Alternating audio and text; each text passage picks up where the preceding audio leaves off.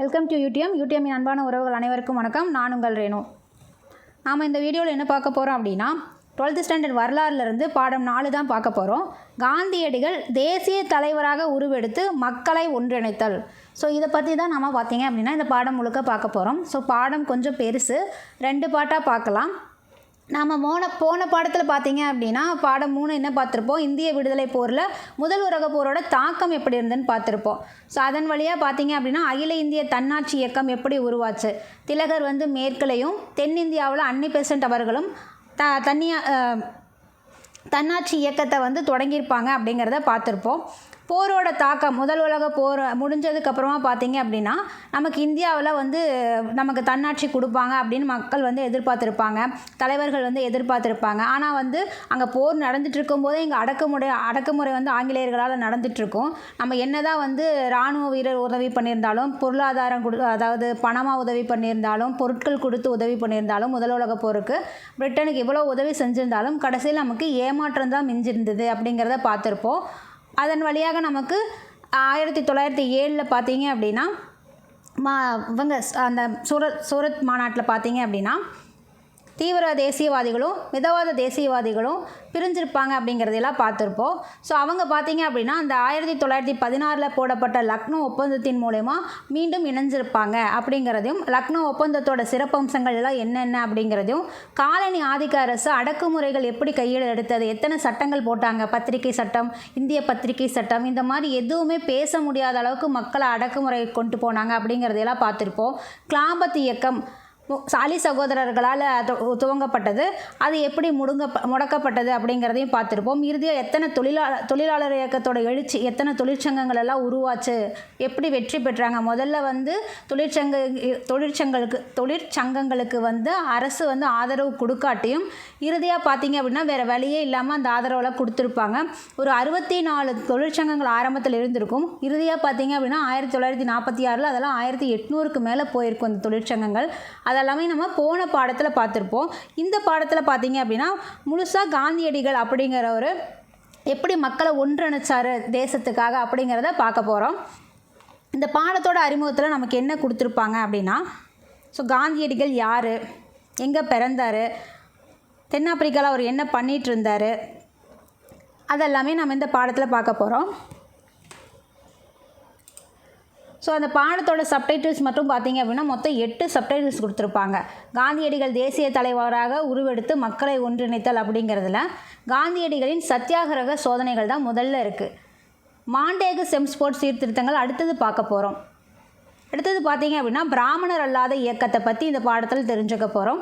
காந்தியடிகளோட ஒத்துழையாமை இயக்கம் 1920 to 1922 வரைக்கும் அந்த ஒத்துழையாமை இயக்கம் செயல்பட்டு இருந்தது, அதை பற்றி தெரிஞ்சுக்க போகிறோம். சுயராஜ்ய கட்சி, மோதிலால் நேரு, சிஆர் தாஸ் அவர்களோட தொடங்கப்பட்ட சுயராஜ்ய கட்சியும் அது எப்படி செயல்பட்டுச்சு, எப்படி வீழ்ச்சி அடைஞ்சது அப்படிங்கிறதையும் பார்க்க போகிறோம். நமக்கு சைமன் குழு, நம்ம ஆல்ரெடி தேசியம் காந்திய காலகட்டத்திலேயே இதெல்லாம் ஒரு சில விஷயங்களை பார்த்துருப்போம். சைமன் குழு பார்த்துருப்போம், நேரு அறிக்கை கொடுத்ததை பார்த்துருப்போம், லாகூர் காங்கிரஸ் அது பார்த்தீங்க அப்படின்னா இங்கே லாகூர் காங்கிரஸ் பார்க்க போகிறோம். வட்டமேசை மாநாடுகள், மொத்தமாக நமக்கு 3 வட்டமேசை மாநாடுகள் நடந்திருக்கும். அதில் 2வது வட்டமேசை மாநாடுகளில் மட்டும்தான் நம்ம காந்தியடிகள் கலந்திருப்பார். அந்த பாடத்தோட இறுதியாக பார்த்தீங்க அப்படின்னா டாக்டர் BR அம்பேத்கர் தலைமையில் தனி தொகுதிகளோட உருவாக்கம் எப்படி இருந்தது. அவர் தனி தொகுதி கேட்டுட்டு இருந்தார் இல்லையா, ஒடுக்கப்பட்ட மக்களுக்காக அவர் போராடிட்டு இருப்பார். காந்தி பார்த்தீங்க அப்படின்னா இந்தியா முழுக்க தேசியத்தை ஒருங்கிணைக்கிறதுல இருப்பார். அம்பேத்கர் பார்த்தீங்க அப்படின்னா ஒடுக்கப்பட்ட மக்களுக்காக தனி தொகுதிகள் இடஒதுக்கீடெல்லாம் கேட்டுட்ருப்பார். ஸோ இதுதான் அவங்க 2 பேர்த்துக்குள்ளே ஒரு பூனா ஒப்பந்தம்னு வர்றதுக்கு காரணமாக இருக்கும். நம்ம தொடர்ந்து இந்த பாடத்தில் அதெல்லாம் தான் பார்க்க போகிறோம். அறிமுகத்தில் என்ன சொல்லியிருக்காங்க அப்படின்னா, நம்ம காந்தி அவர்கள் மோகன்தாஸ் கரம்சந்த் காந்தின்னு சொல்லுவோம். எப்போ பிறந்தார், 1869 போர்பந்தரில் பிறந்தார். அவர் பிறந்த வருஷம் அப்படிங்கிறது நமக்கு ஞாபகத்தில் இருக்கணும். அக்டோபர் 2 அப்படிங்கிறது நமக்கு லீவ் விடுறதுனால எல்லாத்துக்கும் ஞாபகம் இருக்கும். ஆனால் வருஷம் அப்படிங்கும்போது 1869 பிறக்கிறாரு. 1869 பிறந்தவர் இந்தியாவுக்கு வரும்போது 1915 தான் வராரு. 1869 பிறந்ததுக்கப்புறம் 1888 பார்த்தீங்க அப்படின்னா ஹையர் ஸ்டடீஸ்க்காக அவர் எங்கே போகிறாரு, இங்கிலாந்துக்கு போகிறாரு. ஹையர் ஸ்டடீஸ்க்காக இங்கிலாந்து போகிறாரு. பட்டம் எப்போ வாங்குறாரு அப்படின்னா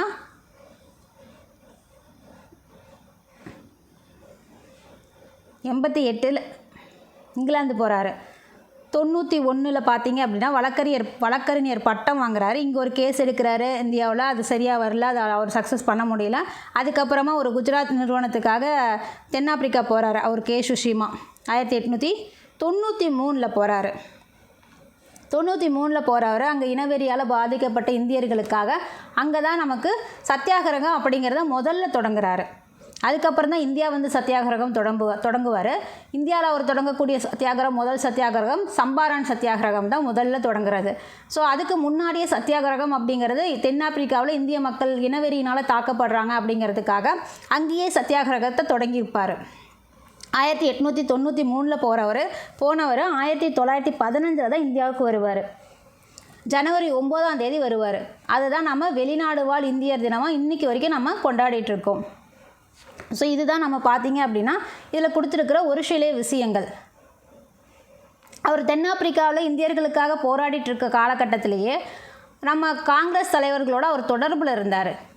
அதில் பார்த்தீங்க அப்படின்னா கோபாலகிருஷ்ண கோகலே அப்படிங்கிறவரோட அந்த அரசியல் ஈடுபாடு அப்படிங்கிறது, மக்களுக்காக அவர் எவ்வளோ தூரம் செயல்படுறாரு அப்படிங்கிறத அவர் மூலிமா ஈர்க்கப்பட்டு கோபாலகிருஷ்ண கோகலேவை காந்தியடிகள் என்னவா ஏற்றுக்கிறாரு அப்படின்னா அவரோட அரசியல் குருவாக ஏற்றுக்கிறாரு. இது ரொம்ப முக்கியம். காந்தியடிகளோட அரசியல் குரு யார்? கோபாலகிருஷ்ண கோகலே. ஸோ இவர் பார்த்தீங்க அப்படின்னா ரொம்ப பழைய மூத்த தலைவர்களில் ஒருவர் கோபாலகிருஷ்ண கோகலே. ஸோ இவர் ஒரு மிதவாதி தான், அமைதியான முறையில் போராடக்கூடியவர் தான். இவர் பார்த்தீங்க அப்படின்னா இவரை தான் அரசியல் குருவாக அவர் ஏற்றுக்கிறாரு. அவர் அழைப்பின் பேரில் வராங்க, இங்கே தென்னாப்பிரிக்காவுக்கு வராங்க. தென்னாப்பிரிக்காலேருந்து நம்ம இந்தியாவுக்கு காந்தியடிகள் வராரு. கோபாலகிருஷ்ண கோகலேவோட அழைப்பின் பேரில் அவர் வராரு. இந்தியா வந்ததுக்கப்புறம் இவர் கோகலே என்ன சொல்கிறாரு அப்படின்னா, நீ முதல்ல நாட்டோட நிலைமையை தெரிஞ்சுக்கோப்பா, போய் மக்களோட நிலைமையை தெரிஞ்சுக்கிட்டீங்கன்னா தான் அதுக்கப்புறமா என்ன செய்யணும் எப்படி செய்யணுங்கிறது உனக்கு ஒரு ஐடியா கிடைக்கும்னு சொல்கிறதுனால இந்தியா வந்த காந்தியடிகள் பார்த்தீங்க அப்படின்னா 1915 வந்தவர் ஓராண்டு சுற்றுப்பயணம் செய்கிறாரு. அந்த செய்யக்கூடிய காலகட்டத்திலேயே அகமதாபாத்தில் சபர்மதி ஆசிரமம் ஒன்று நிறுவுறாரு. இங்கேருந்து தான் நமக்கு எங்கே போவார்? குஜராத் தண்டிக்கு போவார். ஸோ தன்னாட்சி இயக்கத்தில் பார்த்தீங்க அப்படின்னா ஆரம்பத்தில் இவர் தீவிரமாக ஈடுபடலை. அன்னி பெசன்ட் அவர்களோட தன்னாட்சி இயக்கத்தில் ஆரம்பத்தில் காந்தியடிகள் தீவிரமாக ஈடுபடலை. தென்னாப்பிரிக்காவில் காந்தியடிகள் முதல்ல சத்தியாகிரகத்தை தொடங்கினார். சத்தியாகிரகம்னா என்ன? உண்மை, அகிம்சையின் அடிப்படையில் அமைந்தது தான் சத்தியாகிரகம் அப்படிங்கிறது. சத்தியாகிரகி அப்படிங்கிறது எதிரியை வெறுக்காமல் மன அமைதியோடு போராடணும் அப்படிங்கிறது தான் சத்தியாகிரகி. சத்தியாகிரகி அந்த எதிரிகளால் கொடுக்கப்படக்கூடிய சிரமங்களை ஏற்று அவங்க மேலே வெறுப்பு காட்டாமல் இருக்கணும் அப்படிங்கிற மாதிரி சொல்லியிருக்காரு. அகிம்சை மற்றும் சத்தியம் தைரியம் உள்ளவர்களோட ஆயுதங்கள்னு சொல்லியிருக்காரு. தைரியமாக இருக்கிறவங்களுக்கு அது அகிம்சை மற்றும் சத்தியம் தான் தைரியம் உள்ளவர்களுக்கான ஆயுதங்கள்னு சொல்கிறாரு. கோழைகளுக்கு அகிம்சையோ சத்தியமோ பொருந்தாது அப்படிங்கிறாரு. அதாவது புரட்சியில் எதுவையும் சாதிக்க முடியாது, அகிம்சை முறையில் தான் எல்லாத்தையும் சாதிக்க முடியும். அதனால் அந்த அகிம்சையும் உண்மையும் தைரியம் உள்ளவர்களுக்கு ஆயுதங்கள். அது இருக்கிறவங்க தான் தைரியம் உள்ளவர்கள்னும் அது இல்லாதவர்கள் கோழைகள் அப்படின்னும் அவர் சொல்கிறாரு நம்ம காந்தியடிகள். காந்தியடிகளோட எண்ணம், பழக்கம், நம்பிக்கை மற்றும் செயல் எல்லாமே ஒருமைப்பாடோடு தான் இருந்தது. ஒன்றுக்கு ஒன்று ஒரு வேறுபாடு கிடையாது. அவரோட எல்லா சிந்தனையும் நாடி நரம்பு ரத்தம் அப்படின்னு சொல்கிறோம் இல்லையா, அந்த சினிமா படத்தில் பார்க்குற மாதிரி அந்த மாதிரி எல்லாமே அவர் அகிம்சை மட்டும்தான் அவர் உடம்புல ஊறிட்டு இருந்தது. ஸோ அதுதான் நமக்கு இந்த பாடத்தோட அறிமுகத்தில் கொடுத்துருக்காங்க. அகிம்சை வழியில் காந்தியடிகள் என்னென்ன செஞ்சார், அவர் சாகும் வரைக்கும் உண்ணாவிரதங்கிறது பூனா ஒப்பந்தம் வரைக்கும் கடைபிடிச்சிருப்பார். ஸோ அந்த அளவுக்கு பார்த்தீங்க அப்படின்னா அவர் அகிம்சை வழியில் போராடி இருக்காரு அப்படிங்கிறத நமக்கு சொல்லியிருக்காங்க. முதல்ல பார்த்தீங்க அப்படின்னா இந்த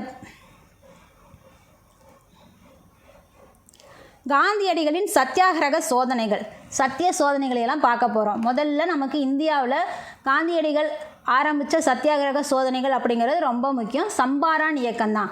1915 வந்தவர் ஓராண்டு கால பயணம், இந்தியா ஃபுல்லாக பயணம் மேற்கொள்கிறாரு. அதுக்கப்புறம் பார்த்திங்கன்னா 1917 சம்பாரான் சத்தியாகிரகம் பீகாரில் நடைபெறுது. பீகாரில் இருக்கக்கூடிய ஒரு மாவட்டம் தான் சம்பாரான். விவசாயிகளுக்காக அங்கே இண்டிகோ பயிர் செய்ய சொல்லி கட்டாயப்படுத்திகிட்டு இருப்பாங்க. இதெல்லாம் நம்ம போன பாடங்கள்லேயே நிறையா டைம் பார்த்துருப்போம்.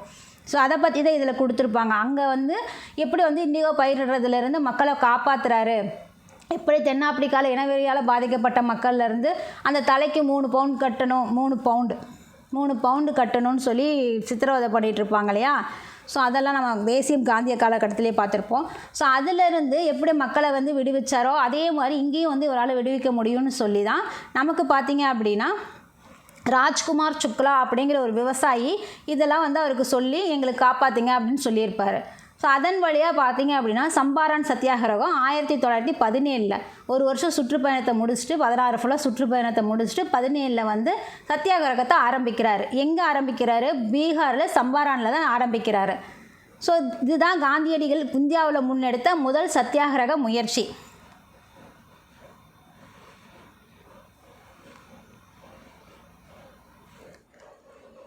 அவர் இந்தியாவில் முன்னெடுத்த முதல் சத்தியாகிரக முயற்சி சம்பாரான் தான்.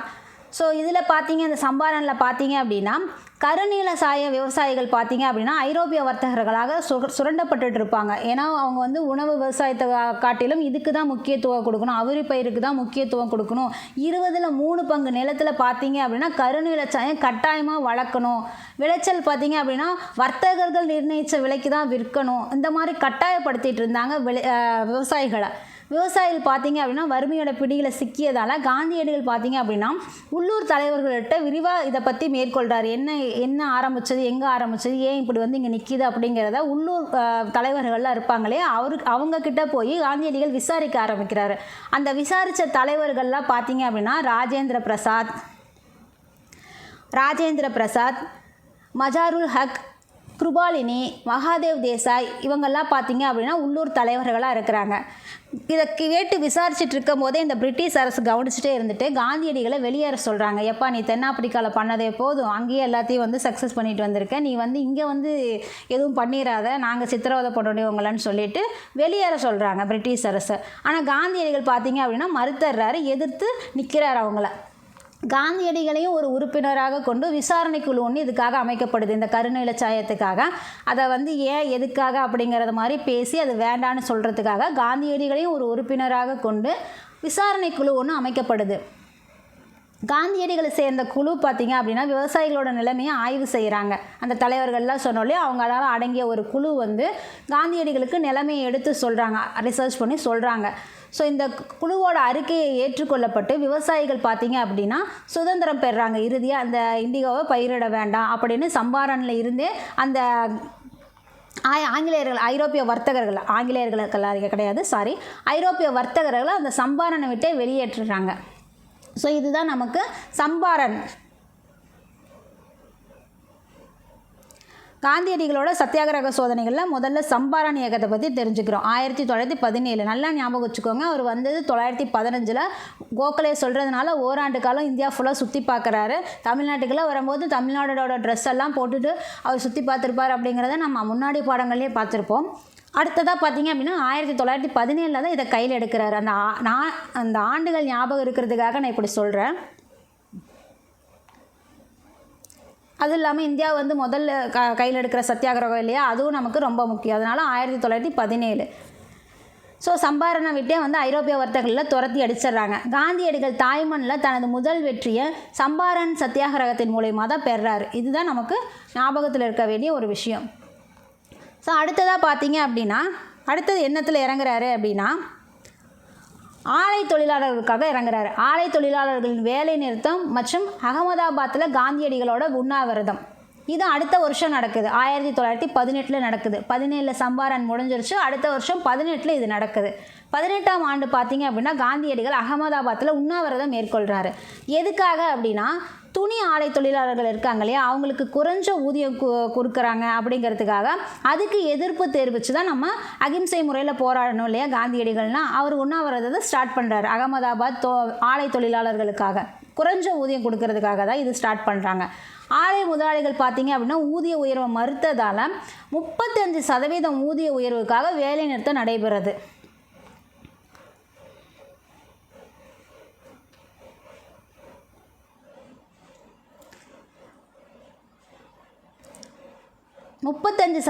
ஊதிய உயர்வுக்காக தான் வேலை நிறுத்தம் நடைபெறுது. காந்தியடிகள் பார்த்தீங்க அப்படின்னா இரு தரப்பினரையும் சந்தித்து பேசுகிறாரு. அதாவது தொழிலாளர்களையும் முதலாளிகளையும் 2 பேரையும் சந்தித்து பேசுகிறாரு. 35% ஊதிய உயர்வுக்காக தான் இந்த வேலை நிறுத்தம் நடைபெறுது. வேலை நிறுத்தத்துக்கு ஊக்கம் அளிக்கிறதுக்காக தான், அவங்களுக்கு ஒரு சப்போர்ட்டாக இருக்கணும் இல்லையா, வேலையை போய் நிறுத்துப்பா, நீ போராடுப்பா அப்படின்னு சொல்லாமல் இவர் அதில் ஏதாவது ஒரு பங்கு ஆட்டணும் இல்லையா, நமக்காக ஒருத்தவங்க இருக்காங்க அப்படின்னு நமக்கு தெரியணும் இல்லையா. ஸோ அதனால் காந்தியடிகள் பார்த்தீங்க அப்படின்னா அந்த தொழிலாளர்களுக்காக நீங்கள் வேலை நிறுத்தத்தில் போராட்டம் பண்ணுங்கள், நான் வந்து உண்ணாவிரத போராட்டத்தில் ஈடுபடுறேன் அப்படின்னு சொல்லி சொல்கிறாரு. உண்ணாவிரதமும் வேலை நிறுத்தமும் பார்த்தீங்க அப்படின்னா முதலாளிகளை ஒத்துக்கிற கண்டிஷனுக்கு கொண்டு வந்து நிறுத்துது. ஸோ தொழிலாளர்களோட கோரிக்கை நிறைவேறிச்சு. 35% ஊதிய உயர்வு, தொழிலாளர்களோட கோரிக்கை நிறைவேறிடுச்சு. இதுதான் அவரோட 2வது சக்ஸஸ். அடுத்தது பார்த்தீங்க அப்படின்னா கேதா போராட்டம். கேதா போராட்டம் ஆக்கும்போது அதுவும் 1918 தான் நடக்குது.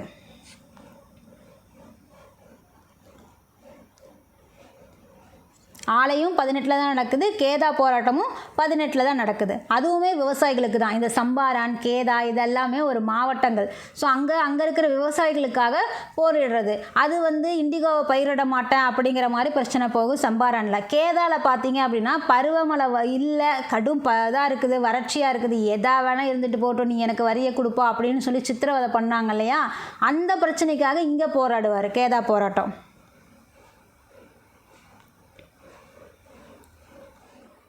ஸோ 1918 அது நடக்குது. கேதா மாவட்ட விவசாயிகள் பருவமழை பொய்த்து போனதுனால கடும் சிரமத்தை எதிர்கொள்கிறாங்க. அவர்கள் பார்த்தீங்க அப்படின்னா நிலவரி வசூலை ரத்து செய்யணும்னு சொல்லி ஆங்கிலேய அரசிடம் கேட்டுட்ருக்காங்க. பஞ்சகால விதின்னு ஒன்று இருந்தது. அவங்க ரூல்ஸ் படி ஆங்கிலேய அந்த டைமில் பார்த்தீங்க அப்படின்னா பஞ்சகால விதிப்படி 25% குறைவான பயிர் இருந்தது அப்படின்னா முழு நிலவரி ரத்து செய்யணும், நீ ஃபுல்லாகவே எதுவுமே கட்ட வேண்டியதில்லை அப்படிங்கிற மாதிரி ஒரு பஞ்சகால விதின்னு ஒன்று இருந்துச்சு. அந்த பஞ்சகால விதியையும் அவங்க பின்பற்றல. ஆட்சியாளர்கள் பார்த்தீங்க அப்படின்னா அந்த விதியை பின்பற்றுறதுக்கு மறுத்துட்டாங்க. முழு வரியை வசூலிக்கணும்னு சொல்லி முயற்சி பண்ணாங்க. அந்த டைமில் பார்த்தீங்க அப்படின்னா அந்த பிளேக் நோய், விலையேற்றம், பஞ்சம் இந்த மாதிரி இருந்ததுனால விவசாயிகள் இன்னும் ரொம்ப பாதிப்புக்கு ஆளானாங்க. எங்கேருந்து கொண்டு போய் கட்டுறது, வரி எங்கேருந்து கட்டுறது?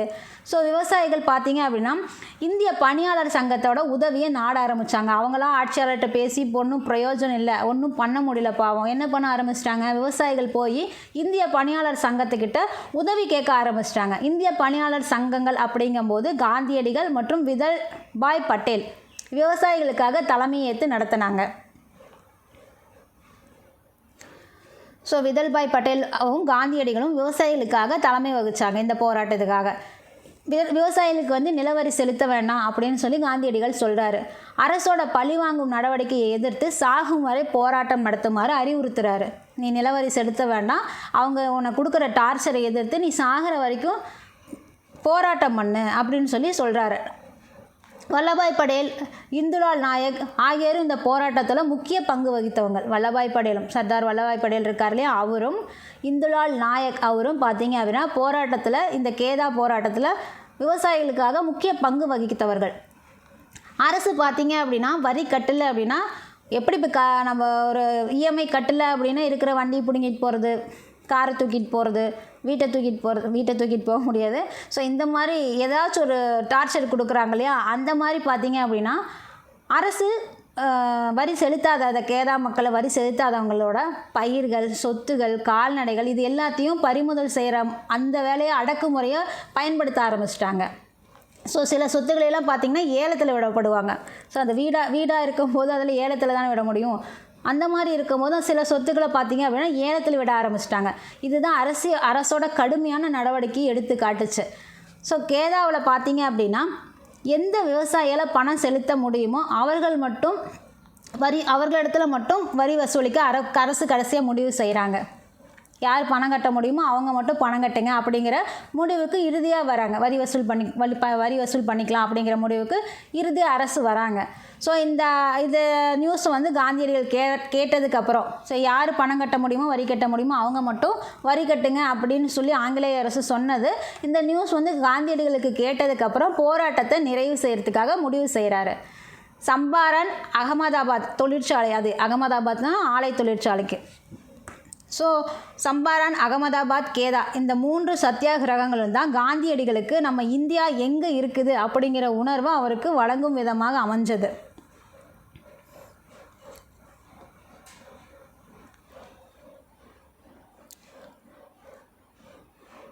ஸோ இந்த 3 தான், சம்பாரன் ஆகட்டும், அகமதாபாத் ஆகட்டும், கேதாவாகட்டும், இந்த 3 சத்தியாகிரகங்கள் தான் காந்தியடிகளுக்கு இந்தியா நாடு எந்த கண்டிஷனில் இருக்குது அப்படிங்கிற உணர்வை, தேசிய உணர்வு அவருக்கு அதிலிருந்து தான் கிடச்சிது. ஸோ இந்த போராட்டங்கள் மூலம் ஏழை விவசாயிகள், இந்த 3 போராட்டம் நடந்தது இல்லையா, அந்த 3 போராட்டங்கள் மூலிமா ஏழை விவசாயிகள், தொழிலாளர்கள் மற்றும் பலவீனமான சமூக குழுக்களோட நலன்களுக்காக காந்தியடிகள் வந்து ஆதரவு திரட்ட ஆரம்பிச்சிட்டாரு. இந்த போராட்டங்கள் மூலிமா அவர் ஆதரவு திரட்ட ஆரம்பிச்சிட்டாரு. காந்தியடிகள் பார்த்திங்க அப்படின்னா ஒடுக்கப்பட்டவர்களுக்கு தலைவராகவும், எப்போ வந்து பூனா ஒப்பந்தம் போடப்பட்டதோ அப்போ இருந்து பார்த்திங்க அப்படின்னா ஒடுக்கப்பட்டவர்களுக்காக வந்து காந்தியடிகள் வந்து போராட ஆரம்பிச்சிடுறாரு. அதுக்கு முன்னாடி வரைக்கும் அம்பேத்கர் கிட்ட அதை பேசி அவங்க அந்த மக்கள் படுற கஷ்டத்தை பற்றி தெரிஞ்சிக்க முடியாத வேறு பிரச்சனைகளை ஓடிட்டு இருந்தவர், பூனா ஒப்பந்தம் போடப்பட்டதுக்கப்புறமா அம்பேத்கர் கிட்ட இந்த மக்களோட நிலைமையும் கேட்டு தெரிஞ்சதுக்கப்புறமா அதுக்கப்புறமா அந்த மக்களுக்காக அவர் பாடுபட ஆரம்பிச்சிடுறாரு.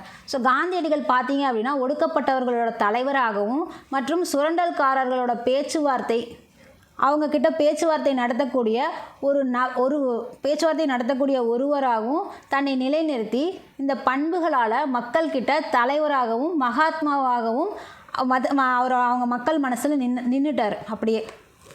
ஸோ இதுதான் கேதா. ஸோ இந்திய பணியாளர் சங்கம்னு ஒன்று பார்த்தோம் இல்லையா. ஸோ இந்திய பணியாளர் சங்கத்தை பற்றி இந்த பாக்ஸில் கொடுத்துருக்காங்க நமக்கு.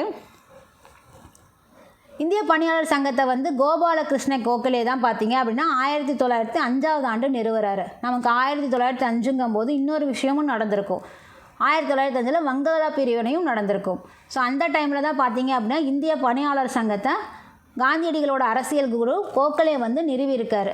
இது வந்து முதலாவது மத சார்பற்ற தேசிய அமைப்பு, எந்த மதத்துக்கும் சேர்ந்தது கிடையாது. இந்த இந்திய பணியாளர் சங்கம் அப்படிங்கிறது யாருக்கு என்ன பிரச்சனைனாலும் எடுத்து நடத்துறது. அதனால் இதுதான் முதலாவது மத சார்பற்ற தேசிய அமைப்பு. இந்த அமைப்போட நோக்கம் பார்த்தீங்க அப்படின்னா நாட்டில் பின்தங்கி இருக்கக்கூடிய ஊரக மற்றும் பழங்குடியின மக்களோட நலன், அவங்களோட மேம்பாட்டுக்காக பாடுபடுறது தான் இந்த இந்திய பணியாளர் சங்கத்தோட வேலை நோக்கம். பல்வேறு ஜாதி, மதம், பிரதேசங்களை சேர்ந்த நபர்களுக்கு நலப்பணிகளில் பயிற்சி அளிக்கப்படுது இந்த இந்திய பணியாளர் சங்கம். அதில் பார்த்தீங்க அப்படின்னா பல்வேறு ஜாதி, மதம், பிரதேசங்களை சேர்ந்த நபர்களுக்கு நலப்பணிகளில் பயிற்சி அளிக்கப்படுது. உறுப்பினர்கள் பார்த்தீங்க அப்படின்னா நிவாரணப் பணிகள், இந்த பேரிடர் காலங்களில் நிவாரணப் பணிகள்லாம் மேற்கொள்வாங்களே அந்த மாதிரி அந்த உறுப்பினர்கள் பார்த்தீங்க அப்படின்னா நிவாரணப் பணிகள், கல்வி மற்றும் சமூக சேவைகளில் ஈடுபடணும். இதுக்கு தான் அந்த நபர்களுக்கு நலப்பணிகளில் பயிற்சி அளிக்கப்படுது. ஸோ இவங்க பார்த்தீங்க அப்படின்னா ஒரு 5 ஆண்டுகள் பயிற்சி பெறணும், குறைவான சம்பளத்தில் தான் பணியாற்றணும். ஸோ அதுதான் இந்திய பணியாளர் சங்கம் கோகலே அவர்களால் நிறுவப்பட்டது.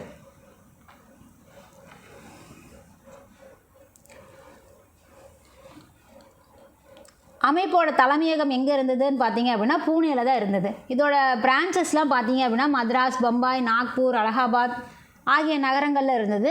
தலைமையகம் ஹெட் ஆஃபீஸ் மட்டும் எங்கே இருந்தது, இந்த இந்திய பணியாளர் சங்கத்துக்கு ஹெட் ஆஃபீஸ் மட்டும் பூனேல இருந்தது. அடுத்ததாக பார்த்தீங்க அப்படின்னா மாண்டேகு செம்ஸ்ஃபோர்டு சீர்திருத்தங்கள். நம்ம இதுக்கு முன்னாடி மிண்டோ மார்லி சீர்திருத்தம் பார்த்துருப்போம் போன பாடத்தில். மிதவாதிகளை தனியாகவும் தீவிர தேசியவாதிகளையும் தனியாக பிரிக்கணும், மிதவாதிகளுக்கு ஒத்துழைக்கிற மாதிரியும் தீவிர தேசியவாதிகளை தனிமைப்படுத்துகிற மாதிரியும் வேலைகள் செய்யணும் அப்படிங்கிறது தான் அந்த மிண்டோ மார்லி சீர்திருத்தமாக இருந்திருக்கும். நம்ம அதில் பார்த்துருப்போம். இங்கே பார்த்தீங்க அப்படின்னா மாண்டேகு செம்ஸ்ஃபோர்டு சீர்திருத்தங்கள் 1919 வந்தது. 18 எல்லா பிரச்சனையும் முடிஞ்சிருச்சா, அந்த 3 போராட்டமும் முடிஞ்சிருச்சா. அடுத்தது பார்த்தீங்க அப்படின்னா 19 என்ன நடக்குது, மாண்டேகு அப்படிங்கிறவர் வெளியுறவுத்துறை அமைச்சர், செம்ஸ்ஃபோர்டு அப்படிங்கிறவர் அரச பிரதிநிதி, வைஸ்ராய்னு சொல்லக்கூடிய அரச பிரதிநிதி. அதுக்கு முன்னாடி வரைக்கும் எல்லாம் கவர்னர் ஜெனரலாக இருந்தது. அவங்க விக்டோரியா அறிக்கைக்கு அப்புறம் தான் இதெல்லாமே வந்து அரச பிரதிநிதி, வைஸ்ராய்னு சொல்லி மாறுச்சு. இதெல்லாம் பார்த்தீங்க அப்படின்னா போன பாடங்களை பார்த்துருப்போம். ஞாபகப்படுத்துறதுக்காக தான் நான் இதை சொல்கிறது, வேறு ஒன்றும் இல்லை. செம்ஸ்ஃபோர்டு பார்த்தீங்கன்னா வைஸ்ராய், இவங்க 2 பேரும் இணைஞ்சு தான் 1919 இந்திய கவுன்சில்கள் சட்டத்தை கொண்டு வராங்க. மாண்டேகும் செம்ஸ்ஃபோர்டும் சேர்ந்து தான் 1919 இந்திய கவுன்சில்கள் சட்டம் அப்படிங்கிறத கொண்டு வராங்க. இது பார்த்தீங்க அப்படின்னா மாகாண சட்டப்பேரவையை விரிவுபடுத்துறதுக்காக. மாகாணம்னா என்ன, மாநிலம். ஸோ இந்த மாகாணத்தில் இருக்கக்கூடிய சட்டப்பேரவைகளை விரிவுபடுத்தும் விதமாக தான் இது அமைஞ்சிருந்தது. முதல் முறையாக பார்த்தீங்க அப்படின்னா இரட்டை ஆட்சியை மாகாணங்களில் நடைமுறைக்கு வந்தது. இரட்டை ஆட்சி அப்படிங்கும்போது நமக்கு எப்போ, அதெல்லாம் 1975 வந்தது. உங்களுக்கு ஞாபகம் இருக்கா? நான் இதுக்கு முன்னாடி பாடங்களில் இரட்டையாட்சி பற்றி பார்த்துருப்போம். ராபர்ட் கிளைவ் அப்படிங்கிறவர் கொண்டு வந்திருப்பார் இரட்டையாட்சி முறையை அப்படிங்கிறத பார்த்துருப்போம். ஸோ அதை இங்கே நடைமுறைக்கு கொண்டு வராங்க. அதை வாரன் ஹேஸ்டிங்கே முடிச்சிருப்பார். ஒரு ஒழுங்குமுறை சட்டம் 1773 கொண்டு வாரன் ஹேஸ்டிங்ஸை முடிச்சிருப்பார். எப்படி அது நடந்ததுன்னு ஞாபகம் இருக்கா உங்களுக்கு? அதாவது நமக்கு முகலாய பேரரசுகளை தோற்கடிக்கிறதுக்காக 1975 சாரி தப்பாக சொல்லிட்டேன், ஆண்டு தப்பாக சொல்லிட்டேன், ஒரு நிமிஷம் இருங்க. 1765 1764 பக்சார் போர்னு ஒன்று நடக்கும். அதுக்கப்புறம் தான் நமக்கு அலகாபாத் உடன்படிக்கைன்னு ஒன்று கொண்டு 1765 இந்த இரட்டை ஆட்சி முறையை இந்த ராபர்ட் கிளைவ் அப்படிங்கிறவர் வில்லியம் கோட்டையோட ஆளுநராக இருந்தார். அப்போது அவர் கொண்டு வந்திருப்பார். அந்த இரட்டை ஆட்சி முறையில் பார்த்தீங்க அப்படின்னா நமக்கு திவானி உரிமைகளை அதாவது வரி வசூல் பண்ணுற உரிமைகளை கம்பெனிக்கிடத்துலையும் அதிகாரத்தை நிர்வாகத்தை பார்த்தீங்க அப்படின்னா இந்த மன்னர் இடத்துலையும் இருக்கும். இதனால் கரெக்டான ப்ராசஸ் அந்த மக்களுக்கு தேவையானதெல்லாம் எதுவுமே கரெக்டாக அரசாங்க செயல்பாடு கரெக்டாக இல்லாதனால ஒரு பஞ்சம் ஒன்று வந்திருக்கும். 1770களில் ஒரு பஞ்சம் வந்திருக்கும். ஸோ அதை மேலே இருக்கிற அந்த ஆட்சியில் இருக்கிறவங்களாம் பார்த்துட்டு ஸோ இதுக்கு ஒரு ஒழுங்குமுறை பண்ணணும் அப்படிங்கிறதுனால தான் ஒழுங்குமுறை சட்டம் அப்படிங்கிறது 1773 கொண்டு வந்திருப்பாங்க. இதன் மூலயமா தான் நமக்கு இரட்டையாட்சி அப்படிங்கிறது ஒன்று முடிவுக்கு வந்திருக்கும். ஆனால் அப்போ முடிவுக்கு வந்ததை மறுபடியும் எங்கே தொடங்குறாங்க அப்படின்னா இங்கே தான் தொடங்குறாங்க. இங்கே தான் 1919 தொடங்குறாங்க. இது மறுபடியும் எங்கே முடிப்பாங்க அப்படின்னா 1935 முடிப்பாங்க. 1935 மறுபடியும் இதை முடிப்பாங்க. 1919 இதை மறுபடியும் இரட்டை ஆட்சி முறையை மாகாணங்களுக்கு கொண்டு வராங்க இல்லையா, முதல் முறையாக. ஸோ இது எதுக்காக அப்படின்னா நிதி,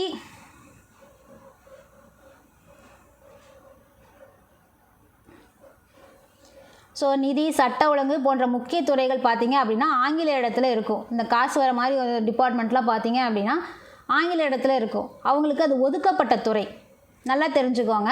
நிதி, சட்டம் ஒழுங்கு போன்ற முக்கிய துறைகள் பார்த்தீங்க அப்படின்னா ஆங்கிலேயர்களுக்கு ஒதுக்கப்பட்ட துறைகள். அவர்கள் அனைவரும் பார்த்தீங்க அப்படின்னா ஆளுநரோட நேரடி கட்டுப்பாட்டு கீழே வந்துடுவாங்க. ஆங்கிலேயர்களுக்கு ஒதுக்கப்பட்ட துறையில் ஆளுநரோட நேரடி கட்டுப்பாட்டில் வந்துடுவாங்க. சுகாதாரம், கல்வி, உள்ளாட்சி இந்த மாதிரி துறைகள் இந்தியர்கள் இடத்துல மாற்றப்பட்டது. ஸோ இந்த மாற்றப்பட்ட துறைகளுக்கு பொறுப்பேற்ற இந்திய அமைச்சர்கள் பார்த்தீங்க அப்படின்னா சட்டப்பேரவைகளுக்கு கடமைப்பட்டவர்களாக தான் இருக்காங்க. அவங்கக்கிட்ட சொல்லாமையும் அவங்களுக்கு தெரியாமையும் எதுவும் பண்ண முடியாது. அவங்க சட்டப்பேரவைகளுக்கு கடமைப்பட்டவர்கள். அவங்க பார்த்தீங்க அப்படின்னா ஆளுநரோட நேரடி கட்டுப்பாட்டுக்கு வந்திருப்பாங்க. ஒதுக்கப்பட்ட துறைகளில் இருக்கிறவங்க ஆளுநரோட நேரடி கட்டுப்பாட்டுக்கு கீழே வந்திருப்பாங்க. இந்த சுகாதாரம், கல்வி, உள்ளாட்சி இந்த துறைகளில் இந்த இடத்துல மாற்றப்படுது. இந்த மாற்றப்பட்ட துறைகளுக்கு பொறுப்பேற்ற இந்திய அமைச்சர்கள் பார்த்தீங்க அப்படின்னா சட்டப்பேரவைகளுக்கு கடமைப்பட்டவர்கள் ஆனவார்கள். ஸோ ஒதுக்கப்பட்ட துறைகளில் இருக்கிறவங்க அந்த ஆங்கிலேயர்கள் இருக்காங்களே அவங்களுக்கு சட்டப்பேரவைகளுக்கு கடமைப்பட்டவர்களாக கிடையாது. ஸோ இது இல்லாமல் நமக்கு சிறப்பு அதிகாரங்களின் கீழே, அதாவது ஸ்பெஷல் பவர்னு சொல்லுவோம், மறுப்பாணை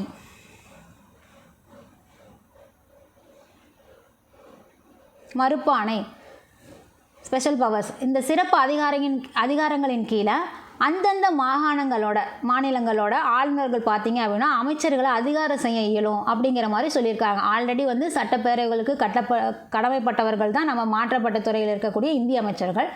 அது போக பார்த்தீங்க அப்படின்னா இவங்களுக்கு கொடுத்த சிறப்பு அதிகாரத்தின் கீழே அந்தந்த மாநில ஆளுநர் அவங்க அந்த மாநில ஆளுநர்கள் பார்த்தீங்கன்னா அமைச்சர்களை அதிகாரம் செய்ய இயலும்னு சொல்லியிருக்காங்க இந்த இரட்டை ஆட்சியின் முறையாக. ஸோ இது மக்கள் மத்தியில் நம்பிக்கைக்குரிய ஆட்சி அமைப்பாக கருதப்பட்டது. நம்பிக்கையில் நகைப்புக்குரிய ஆட்சி, கேலியும் கிண்டலும் ஆட்சியாக கருதப்பட்டது. எல்லாமே நீ தான் செய்வ, பட் அதிகாரம் அப்படிங்கிறது எனக்கு எதுக்கு கொடுக்குற அப்படிங்கிற மாதிரி ஒரு கேள்வி தான் நகைப்புக்குரிய ஆட்சி. மத்திய அரசோட சட்ட அம்சத்தில் இரட்டை அடுக்கு சட்டமன்றம் அப்படின்னு ஒன்று உருவாக்கப்படுது. அதாவது இப்போ இருக்கு இல்லையா மக்களவை, மாநிலங்களவைன்னு அந்த மாதிரி பார்த்தீங்க அப்படின்னா மத்திய அரசோட சட்ட அம்சத்தில் இரட்டை அடுக்கு சட்டமன்றம் ஒன்று உருவாக்கப்படுது. கீழ் சபை, மேலவை அப்படின்னு சொல்லி. இந்த மத்திய சட்டப்பேரவைகளில் பார்த்தீங்க அப்படின்னா 144 உறுப்பினர்களில் 41 பேர் நியமனமாக இருந்தாங்க. எங்கே? மத்திய சட்டப்பேரவையில் 144 பேர் உறுப்பினர்களாக இருக்கணும். அதில் பார்த்தீங்க அப்படின்னா 41 பேர் நியமனமாக இருந்தாங்க. அதுவே மாநிலங்களவைகளில் பார்த்தீங்க அப்படின்னா 60 உறுப்பினர்கள் இருக்கணும். அதில் 26 பேர் நியமிக்கப்பட்டவர்களாக இருந்தாங்க. நல்லா புரிஞ்சுக்கோங்க. நியமிக்கப்பட்டவர்கள் வேறு, தேர்ந்தெடுக்கப்படுறவர்கள் அப்படிங்கிறது வேறு. தேர்ந்தெடுக்கப்படுறவங்களாம் மக்கள் ஓட்டு போட்டு வர்றது, நியமிக்கப்படுறதுன்னா அப்பாயிண்ட் பண்ணுறது அப்படியே டைரெக்டாக.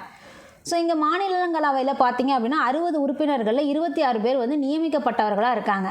கவர்னர் ஜெனரல் பார்த்தீங்க அப்படின்னா அவரும் அவரோட நிர்வாக குழுவுக்கும் எந்தவித கட்டுப்பாடு இல்லாமல் அதிகாரம் இருந்தது. கவர்னர் ஜெனரல்னு சொல்லக்கூடியவர்களுக்கு எந்தவித கட்டுப்பாடும் இல்லாமல் அதிகாரம் இருந்தது கையில். மத்திய அரசு மாகாண அரசுகளை முழுமையாக கண்ட்ரோல் பண்ணுச்சு. மாகாணம்னா நமக்கு மாநிலம். மத்திய அரசு பார்த்திங்க அப்படின்னா மாநில அரசுகளை முழுமையாக கண்ட்ரோல் கொண்டு வந்தாங்க. வாக்களிக்கும் உரிமைகளை கட்டுப்பாடுகள் தொடர்ந்து இருந்தது.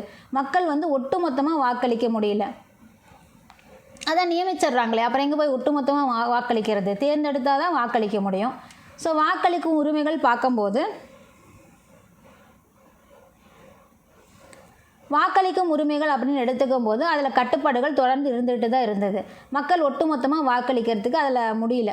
இந்த சட்டத்தின் மூலிமா ஆங்கிலேய அதிகாரிகள் பார்த்திங்க அப்படின்னா அவங்களோட கைகளில் அதிகாரம் தாண்ட வாடிச்சு. இந்த சட்டத்தின் மூலிமா ஆங்கிலேய அதிகாரிகளோட அதிகாரம் வந்து கைகளில் வந்து தாண்டவம் ஆடிச்சு.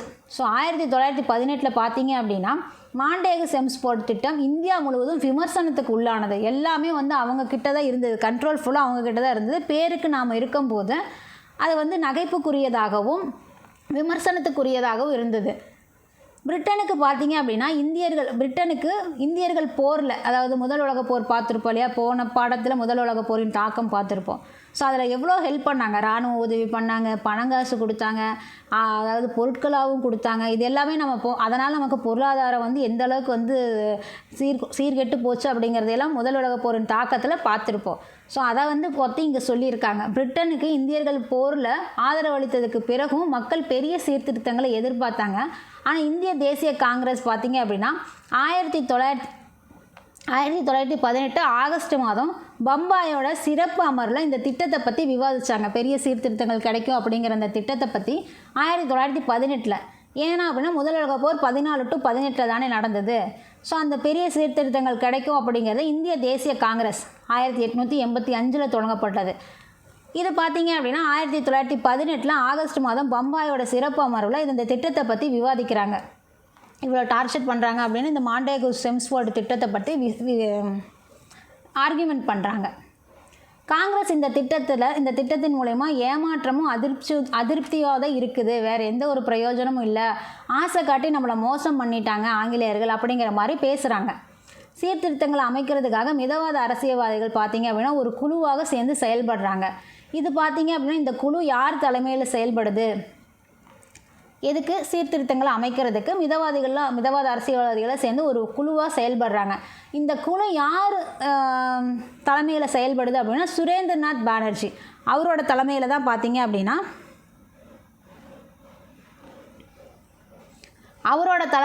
இந்த குழு வந்து செயல்படுது.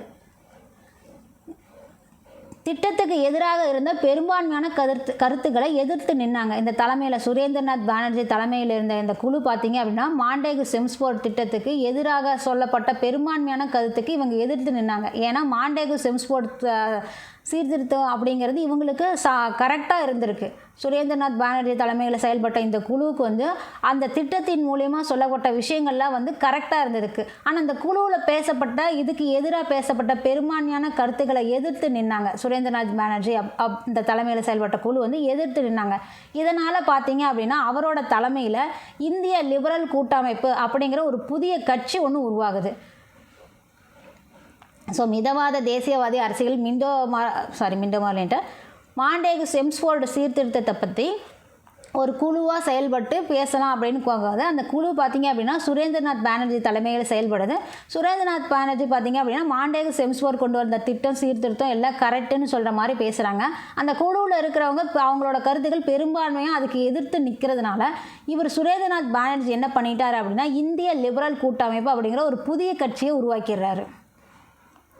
இதன் மூலமா தான் சுரேந்திரநாத் பானர்ஜி பார்த்திங்க அப்படின்னா இந்திய தேசிய காங்கிரஸ்லேருந்து விலகி போகிறாரு. மாண்டேகு செம்ஸ்போர்டு கொண்டு வந்த சீர்திருத்த திட்டம் எல்லாம் சரியாக அவருக்கு தோணுனதுனால அவர் புதுசாக ஒரு கட்சியை ஆரம்பித்து இந்திய தேசிய காங்கிரஸ்லேருந்து விலகி போயிட்டார்.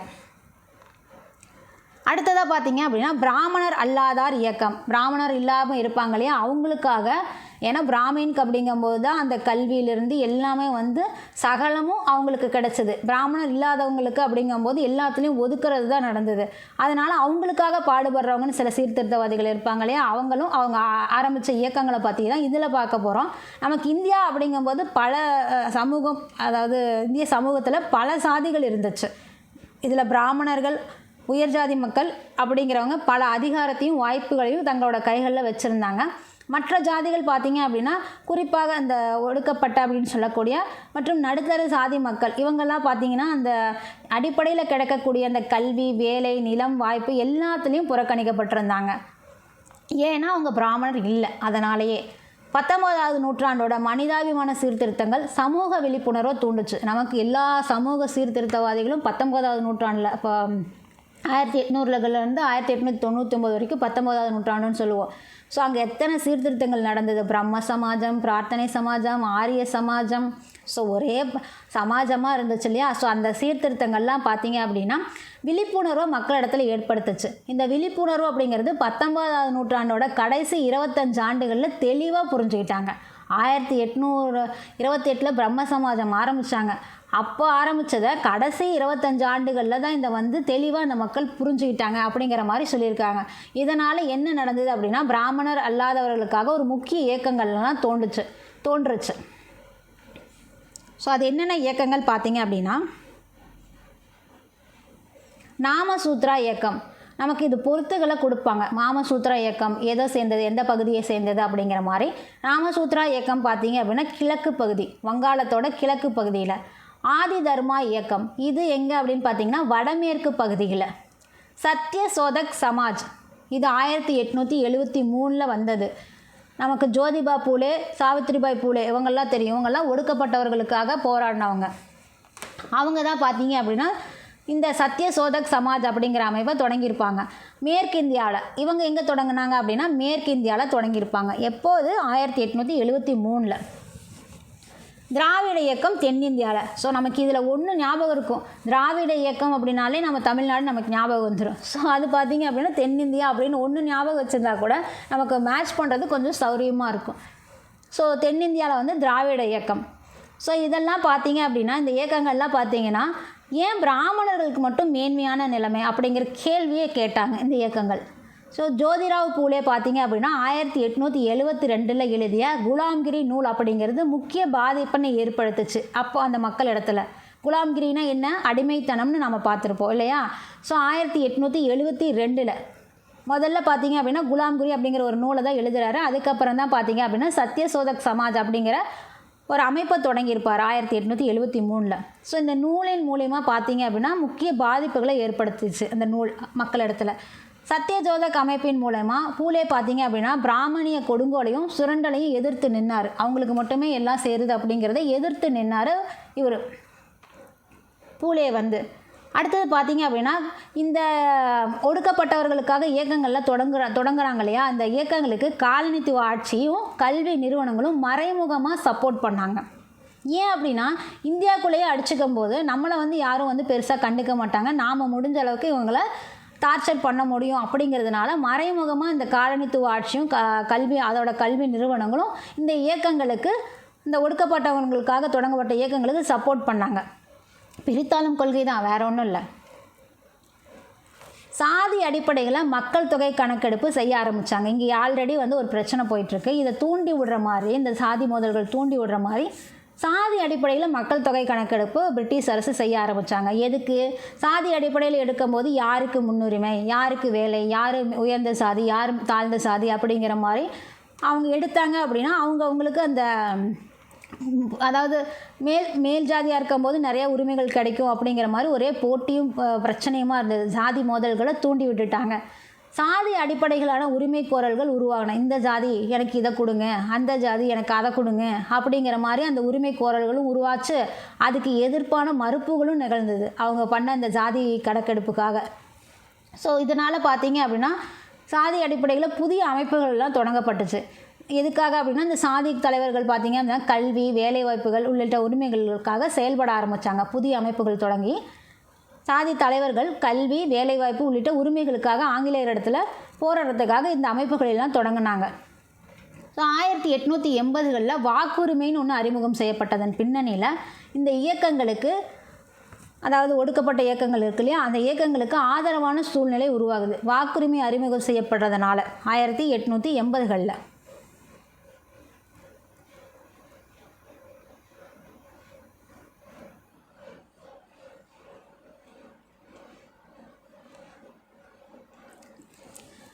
வாக்குரிமை அப்படிங்கிறது அறிமுகம் செஞ்சதுனால என்ன நடக்குது அப்படின்னா, இந்த இயக்கங்களுக்கு ஆதரவான சூழ்நிலை நடக்குது.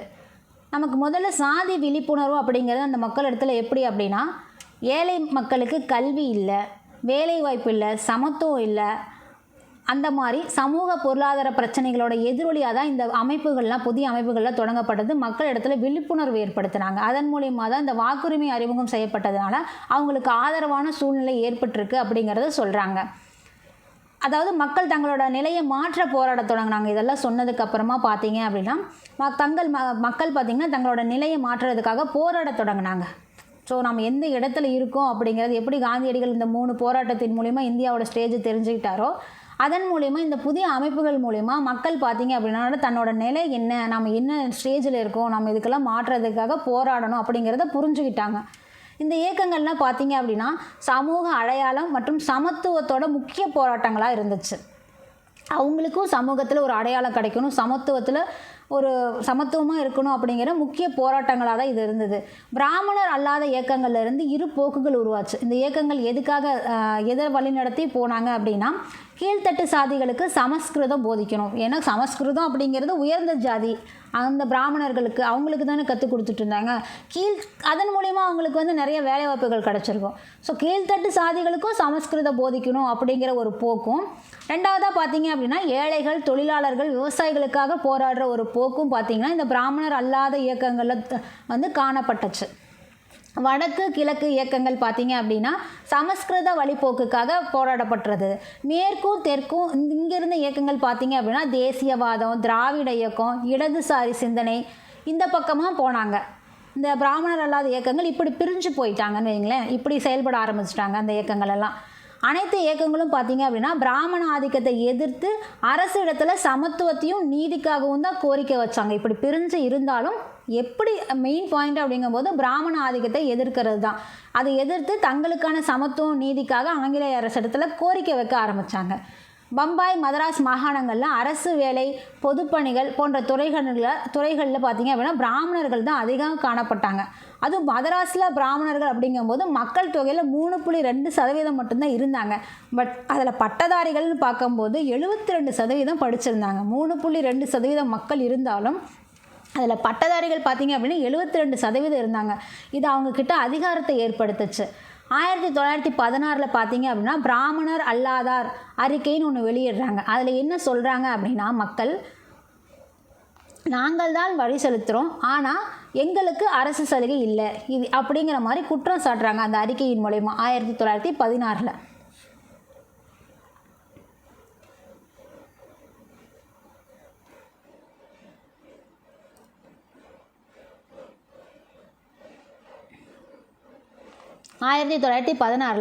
பிராமணர் அல்லாதார் இயக்கம் அப்படின்னு பிராமணர் அல்லாதார் உருவாக்கிய அறிக்கையில் பார்த்தீங்க அப்படின்னா என்ன சொல்கிறாங்க, நாங்களும் தானே வரி செலுத்துகிறோம், ஆனால் எங்களுக்கு எந்த அரசு சலுகைகளுமே இல்லை அப்படிங்கிற மாதிரி குற்றம் சாட்டுறாங்க. இந்த பிராமணர் அல்லாதவர்களாக இருக்கிறவங்க கூட வர்த்தகராக இருக்கிறாங்க, நிலக்காரர்களாக இருக்கிறாங்க, ஜமீன்தாராக இருக்காங்க. அப்படி இருந்தும் அரசு ஏன் உதவியிலிருந்து விலக்கிட்டாங்க எங்களை அப்படிங்கிற மாதிரி அந்த அறிக்கையில் கேட்குறாங்க. 1916 பிராமணராக இல்லாதவங்க அந்த அறிக்கையில் இதையெல்லாம் கேட்குறாங்க. பிராமணர் அல்லாத இயக்கங்களை ஆங்கிலேயர் பார்த்திங்க அப்படின்னா தம்மோட ஆதிக்கத்தை நீடிக்கிறதுக்காக பயன்படுத்திக்கிட்டாங்க. அந்த இயக்கங்கள்லாம் வந்தது இல்லையா, அதுக்கு இவங்க சப்போர்ட் பண்ணாங்களா மறைமுகமாக. எதுக்காக? அவங்க இந்தியாவில் இன்னும் ஆட்சி பண்ணணும், தன்னோட ஆட்சியை நீடிக்கணும் அப்படிங்கிறதுக்காக அந்த இயக்கங்களை பயன்படுத்திக்கிட்டாங்க. பிராமணர் அல்லாத இயக்கங்களை பயன்படுத்திக்கிட்டாங்க. அதுக்கு பார்த்தீங்க அப்படின்னா பம்பாய்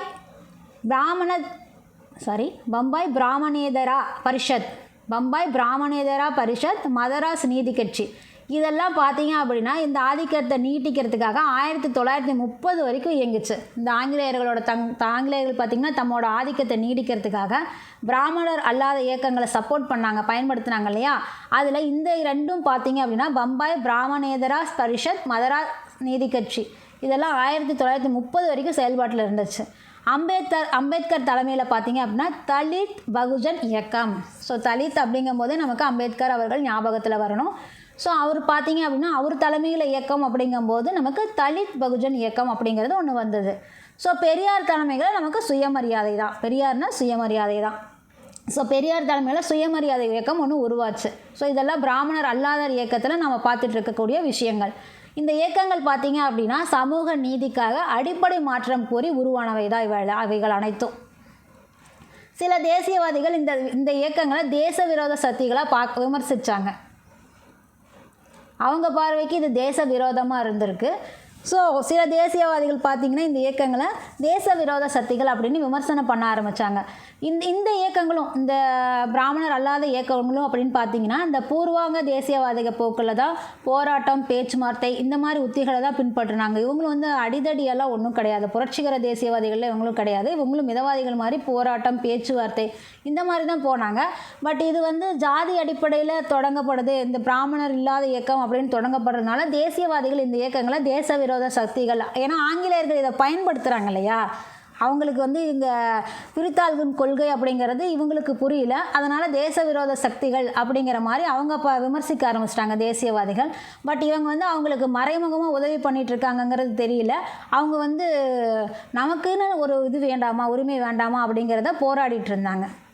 ஸோ அதனால தான் இந்த மாதிரி கொடுத்துருக்காங்க. ஸோ இந்த இயக்கங்களும் பார்த்தீங்க அப்படின்னா பெருசாக வந்து அடிதடி இதெல்லாம் பிரச்சனைலாம் பண்ணலை. பூர்வாங்க தேசியவாதிகள்லாம் எப்படி ஆரம்பத்தில் இருந்த தேசியவாதிகள் வந்து எப்படி போராடிட்டு இருந்தாங்களோ அந்த மாதிரி தான் இவங்களும் வந்து போராட்டம், பேச்சுவார்த்தை போன்ற உத்திகளை தான் பின்பற்றினாங்க. பிரச்சாரம், அமைப்புகளை உருவாக்குறது, அரசுக்கு எதிரான கோரிக்கைகள் வைக்கிறது, இதுதான் பிராமணர் இயக்கமும் செஞ்சுட்டு இருந்தது. அடுத்ததாக பார்த்தீங்க அப்படின்னா ஒத்துழையாமை இயக்கம். ஸோ ஒத்துழையாமை இயக்கம் இவர் தான் இந்த ரவுலட்டு மனுஷனா இவர். அடுத்தது பார்த்தீங்க அப்படின்னா இவருக்கெல்லாம் அந்நியன் படத்தில் வர மாதிரி எந்த தண்டனை கொடுத்துருப்பாங்கன்னு தெரியல. எனக்கு இதை படிக்கும்போது அப்படி தாங்க தோணுச்சு. ஸோ ரவுலட் சட்டம் இதுவும் பார்த்தீங்க அப்படின்னா 1919 ரவுலட் சட்டம் நமக்கு நல்ல ஞாபகத்தில் இருக்க வேண்டிய ஒரு விஷயம். ஸோ மிதவாதிகளும் தீவிரவாதிகளும் பிளவுபட்டிருந்தது. பிரிட்டிஷ் கொள்கையின் ஒரு பகுதியாகவே மாறிடுச்சு. அவங்கள பிரிக்கிறது, இந்த மிதவாதிகளும் தீவிரவாதிகளும் சேர விடக்கூடாது, பிரிச்சே வச்சுருக்கணும் அப்படிங்கிறது பிரிட்டிஷ் கொள்கையோட ஒரு பகுதியாகவே மாறிடுச்சு. ஸோ 1919 இந்திய கவுன்சில்கள் சட்டம் மற்றும் ரவுலட் சட்டம் ஆகியன ரெண்டும் ஒரே ஆண்டில் இயற்றப்பட்டன. இந்திய கவுன்சில்கள் சட்டமும் நமக்கு 1919 தான், ரவுலட் சட்டமும் 1919 தான். இது ரெண்டும் ஒரே ஆண்டில் தான் இயக்கப்பட்டுச்சு. இவங்களோட பிரிட்டிஷோட குறிக்கையில் பார்த்திங்கன்னா தேசியவாதிகளையும் தீவிர தேசியவாதிகளையும் பிரித்து வைக்கிறது தான். ஸோ ஒன்று சேர்ந்துட்டாங்க அப்படின்னா கொஞ்சம் மூளை அதிகமாக வேலை செஞ்சிடும்ல, அதனால தான். ஸோ நீதிமன்ற விசாரணையின்றி கைது செய்யும் அதிகாரம் அரசுக்கு வழங்கப்பட்டது. இந்த ரவுலட் சட்டத்தின் மூலிமா எந்த நீதிமன்ற விசாரணையும் கிடையாது, டைரெக்டாக அரெஸ்ட் மட்டும்தான். அந்த அதிகாரம் வந்து அரசுக்கு வழங்கப்பட்டது ரவுலட் சட்டத்தின் மூலிமா. மத்திய சட்டப்பேரவைகளில் அனைவரும் இதை எதிர்த்தாலும் ரவுலட் சட்டம் அப்படிங்கிறது மார்ச் மாதம் நிறைவேறிடுச்சு. 1919 மார்ச் மாதத்தில் நிறைவேறிடுச்சு. மத்திய சட்டப்பேரவைகளில் இந்த சட்டம் வரக்கூடாதுன்னு எல்லாரும் தான் எதிர்த்தாங்க. பட் அது வந்து மார்ச் மாதத்தில் நிறைவேறிடுச்சு. இதை வந்து காந்தியடிகள் என்ன சொல்லியிருப்பார் அப்படின்னா கருப்பு சட்டம்னு சொல்லியிருப்பார். காந்தியடிகள் கருப்பு சட்டம்னு சொன்ன ஒரு சட்டம் எது அப்படின்னா ரவுலட் சட்டம் தான். 1919 மார்ச்சில் கொண்டு வந்த ரவுலட் சட்டம் தான் பார்த்தீங்க அப்படின்னா கடுமையாக விமர்சிச்சிருப்பார் நம்ம காந்தியடிகள், கருப்பு சட்டம் அப்படின்னு சொல்லி. ஸோ காந்தியடிகள் நிறுவிய சத்தியாகிரக சபை அப்படிங்கிறது இந்த சட்டத்தை மீறுறதன் மூலிமா முதல்ல உறுதியேற்றது. இந்த சட்டத்தை மீறணும் அப்படிங்கிறது, என்ன தான் நான் சத்தியாகிரகம் பண்ணுறது அப்படிங்கிறத இந்த ரவுலட் சட்டம் அப்படிங்கிறது அவருக்குள்ள ஒரு மாற்றத்தை கொண்டு வந்து இந்த சட்டத்தை மீறுறது அப்படின்னு சொல்லி முதல்ல உறுதியேற்றது. அதனால் என்ன மீறினாரு அப்படின்னா உடனே துப்பாக்கி எடுத்து சுடலாம் போல நம்ம தேசத்தின் தந்தை. உடனே பார்த்தீங்க அப்படின்னா அதுக்கு எதிராக கூட்டங்கள் கூட்டுறது, அந்நிய துணிகளை புறக்கணிக்கிறது, பள்ளிகளை புறக்கணிக்கிறது, கள்ளுக்கடைகளை முன்னாடி நின்று ஆர்ப்பாட்டங்களை நடத்துறது, மனுக்கள் போடுறது, போராட்டங்கள் ஆகிய பழமையான ஆர்ப்பாட்ட முறைகளை கைவிட்டுட்டு புதுமையான முறைகளை பின்பற்றினாங்க. ஸோ தொழிலாளர்கள் பார்த்தீங்க அப்படின்னா தொழிலாளர்கள், கைவினைஞர்கள், விவசாயிகள் ஆகியோரோட பெரும் பங்கேற்போட சத்தியாகிரகம் அப்படிங்கிற ஆயுதத்தை பயன்படுத்தினார் நம்ம காந்தியடிகள். இந்த ரவுலட் சட்டத்தை கருப்பு சட்டம்னு சொல்லிட்டு காந்தியடிகளோட சத்தியாகிரக சபை அப்படிங்கிறது கொஞ்சம் மீறுதல் அப்படிங்கும்போது என்ன பண்ணுது அப்படின்னா, இந்த பழைய முறைகளெல்லாம் நீக்கிட்டு புதிய முறையை கையில் எடுத்தாங்க. என்ன பண்ணாங்க அப்படின்னா, தொழிலாளர்கள், கைவினை கலைஞர்கள், விவசாயிகள் ஆகியோரோட பெரும் பங்கேற்போட சத்தியாகிரகம் அப்படிங்கிற ஒரு ஆயுதத்தை பயன்படுத்த ஆரம்பித்தாங்க. அதனால் நமக்கு காதி துணி அப்படிங்கிறது ஒன்று சத்தியாகிரகத்தோட அடையாளமாகவே மாறிடுச்சு. அந்நிய துணிகளை பயன்படுத்தக்கூடாது அப்படிங்கிறதுனால காதி துணி அப்படிங்கிறது சத்தியாகிரகத்தோட அடையாளமாகவே மாறி போச்சு. பின்னர் பார்த்திங்க அப்படின்னா அது தேசியவாதிகளோட உடையாகவும் மாறிடுச்சு. சத்தியாகிரகத்தோட அடையாளமாக தான் ஃபஸ்ட்டு இருந்தது. பின்னர் பார்த்திங்க அப்படின்னா தேசியவாதிகளோட உடையாகவும் மாறிப்போச்சு. சுயராஜ்யம் பெற மக்கள் பார்த்திங்க அப்படின்னா விழிப்புணர்வும் அரசியல் பங்கேற்பும் அவசியம்னு காந்தி வலியுறுத்த ஆரம்பிச்சிட்டாரு. ரவுலட் சட்டம் வந்ததுக்கப்புறமா சுயராஜ்யம் பெறணும் அப்படின்னா அதுக்கு மக்கள் விழிப்புணர்வு அடையணும், அரசியலில் அவங்க பங்கேற்கிறது அவசியம் அப்படின்னு காந்தியடிகள் வலியுறுத்த ஆரம்பிச்சிட்டாரு. 1919 மார்ச் ஏப்ரலில் ரவுலட் சட்டத்திற்கு எதிராக நாடு முழுவதும் வேலைநிறுத்தம் நடந்துச்சு. இந்த வேலை நிறுத்தத்தில் பார்த்தீங்க அப்படின்னா இந்துக்களையும் முஸ்லீம்களையும் ஒன்றிணைத்த கிலாபத் இயக்கம் இந்த சத்தியாகிரகத்தோடு இணைக்கப்பட்டது.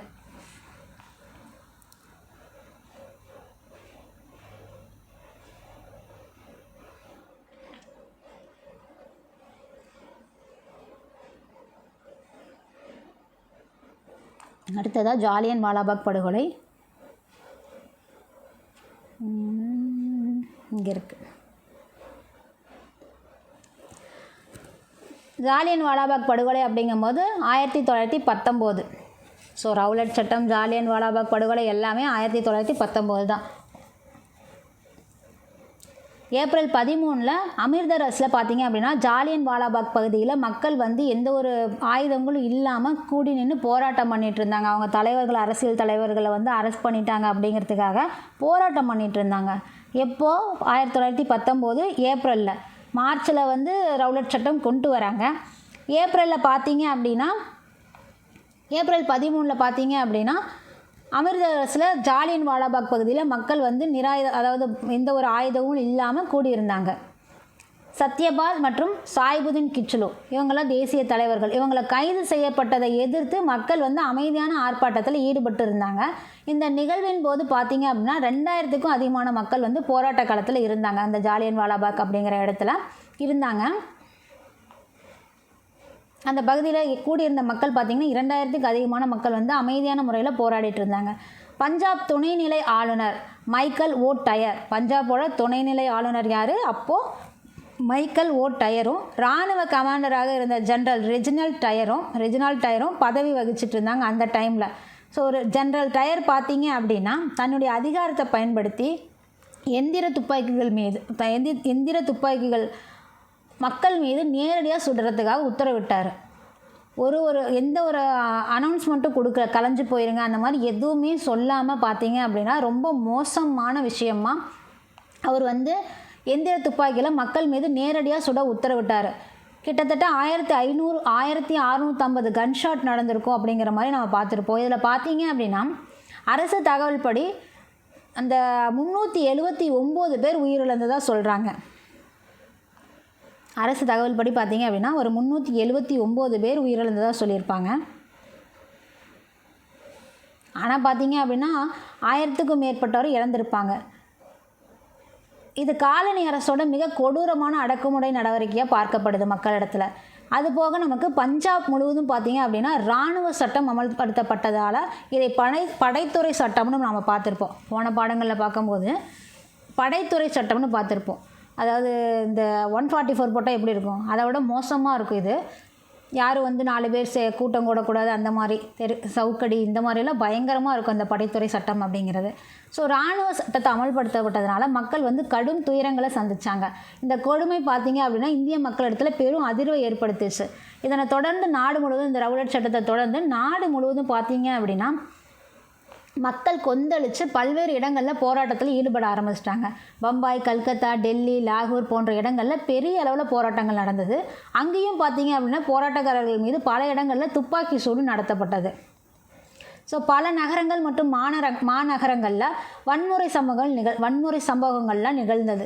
இந்த கொடுமைக்கு எதிராக பார்த்தீங்க அப்படின்னா இவ்வளோ மோசமான விஷயங்கள் நடக்குது இல்லையா? ஸோ இந்த கொடுமைக்கு எதிராக பார்த்தீங்க அப்படின்னா ரவீந்திரநாத் தாகூர்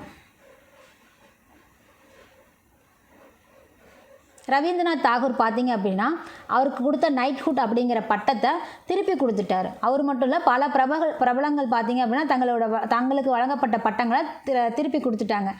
1919 மே 31 பார்த்தீங்க அப்படின்னா மார்ச் ஏப்ரல்லாம் முடிஞ்சிருச்சு.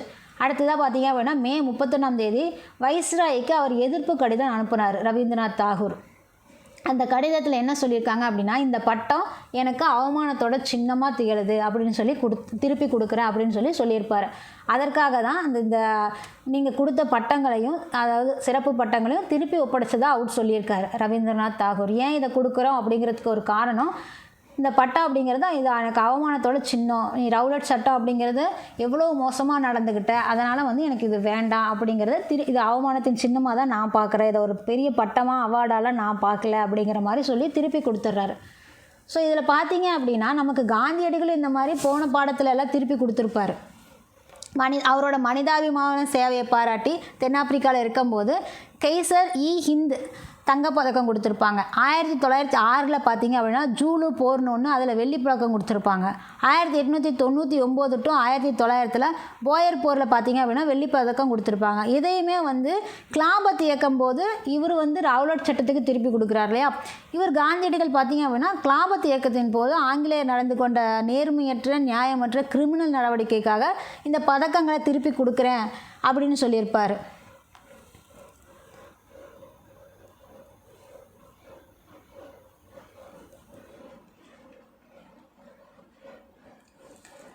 ஸோ நமக்கு பார்த்தீங்க அப்படின்னா இந்த ஒத்துழையாமை இயக்கம் தொடங்குறதுக்கு காரணமாக கிளாபத் இயக்கமும் இந்த பஞ்சாபில் நடந்தக்கூடிய இந்த ஜாலியன் வாலாபாக் கொடுமையும் தான் ஒத்துழையாமை இயக்கம் அப்படிங்கிறதுக்கு தொடங்குறதுக்கு காரணமாக இருந்தது. 1920 டு 1922 வரைக்கும் ஒத்துழையாமை இயக்கம் இருந்துச்சு. இங்கே மக்களை சுட்டுட்டாங்க, அதாவது எந்த ஒரு அனௌன்ஸ்மெண்ட்டும் இல்லாமல் கொன்னுட்டாங்க. ப்ளஸ் கிளாபத் இயக்கத்துலேயும் ஒரு மரியாதையாக நடந்துக்கல அப்படிங்கிறதுனால தான் பார்த்தீங்க அப்படின்னா ஒத்துழையாமை இயக்கம் தொடங்குறாங்க காந்தியடிகள். அதுவே பார்த்தீங்க அப்படின்னா சௌரி சௌராவில் இந்திய மக்கள் போலீஸ் ஸ்டேஷனை எரிக்கிறது, அதில் 22 காவலர்கள் எரிக்கிறது, இந்த மாதிரி பண்ணதுனால தான் இந்த ஒத்துழையாமை இயக்கத்தை கேன்சல் பண்ணியிருப்பாங்க. ஸோ இதுதான் ஒத்துழையாமை இயக்கம் அப்படிங்கிறது. ஸோ கிளாபத் இயக்கம் துருக்கி சுல்தானோட நிலை மற்றும் இஸ்லாமிய புனித தலங்களை பாதுகாக்கும் நோக்கத்தோடு தொடங்கப்பட்டது. பஞ்சாப் கொடுமை அப்படிங்கிறது ஜாலியன் வாலாபாக் படுகொலை மற்றும் அதனோட பின்னணியை குறிக்கிறது. இது ரெண்டுக்காக தான் நமக்கு ஒத்துழையாமை இயக்கம் அப்படிங்கிறது வந்தது. ஸோ இஸ்லாமிய புனித தலங்கள் அப்படிங்கும்போது இஸ்லாம் அல்லாத சக்திகள் கட்டுப்படுத்துவதை முஸ்லீம்கள் எதிர்த்தாங்க. அதுதான் கிளாபத் இயக்கம் அப்படிங்கிறது. ஜாலியன் வாலாபாக் படுகொலைக்கு பிறகு டயர் பார்த்தீங்க அப்படின்னா டயரும் மைக்கேல் டயரும் இருவரும் நீதிமன்றத்தில் விடுவிக்கப்பட்டுறாங்க. இந்து முஸ்லீம் ஒற்றுமை அப்படிங்கிறது ரொம்ப முக்கியம் என்ற எண்ணத்தோட காந்தியடிகள் பார்த்தீங்க அப்படின்னா முஸ்லீம் தோழர்களோடு இணையிறாரு. இதுக்கப்புறமா முஸ்லீம் சமுதாயம் அப்படிங்கிறது பிரிட்டிஷ் ஆட்சியாளர்களால் ஏமாற்றப்பட்டதாக கருதப்பட்டது. இந்த கிளாபத் இயக்கத்தின் மூலயமா மௌலானா சௌகத் அலி மற்றும் முகமது அலி சகோதரர்கள் கிளாபத் இயக்கத்தின் முக்கிய தலைவர்களாக இருந்தாங்க. அடுத்தது மௌலானா அபுல் கலாம் ஆசாத், அவரும் இந்த இயக்கத்தோட முக்கிய பங்கு வகிக்கிறவர் தான். காங்கிரஸ் மற்றும் காந்தியடிகள் பார்த்தீங்க அப்படின்னா கிளாபத் இயக்கத்துக்கு ஆதரவு வழங்க ஆரம்பித்தாங்க. ஸோ இந்த ஜாலியன் வாலாபாக் படுகொலை நடந்தது இல்லையா? ஸோ இவர் தான். ஸோ அங்கே இவர் பார்த்தீங்க அப்படின்னா உதம் சிங், இவர் சிறு வயதில் கால்சா ஆதரவற்றோர் காப்பகத்தில் வளர்க்கப்பட்டார். இந்த பாக்ஸில் இதை நமக்கு கொடுத்துருக்காங்க. இது ஜாலியன் வாலாபாக் படுகொலையை இவர் நிகழ்ந்த நிகழ்வை கண்ணால் பார்த்து பாதிக்கப்பட்ட ஒரு 13 வயது பையன், ஒரு டீனேஜ் பையன் வைங்களேன். அப்போது 1919 நடக்கும்போது ஸோ இந்த உதம் சிங் அப்படிங்கிறவர் சிறு வயதில் கால்சா ஆதரவற்றோர் காப்பகத்தில் வளர்க்கப்படுறாரு. அவர் ஜாலியன் வாலாபாக் படுகொலை நிகழ்வை தனது கண்களால் பார்க்குறாரு. இந்த கொடுமைக்கு பழி தீர்க்கிற நோக்கத்தோட உதம் சிங் பார்த்தீங்க அப்படின்னா 1940 19 நடந்த விஷயத்துக்கு 1940 மார்ச் 30 பார்த்தீங்க அப்படின்னா லண்டனில் மைக்கேல் டயரை சுட்டு கொன்றுறாரு.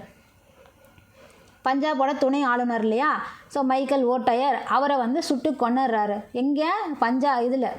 லண்டனில் 1940. ஸோ இந்த சம்பவம் லண்டன் காங்ஸ்டன் அரங்கில் நடைபெற்றுச்சு. இதுக்காக பார்த்தீங்க அப்படின்னா உதம் சிங் லண்டனில் உள்ள பென்டோன் வில்லே சிறையில் தூக்கு தண்டனைக்கு உட்படுறாரு.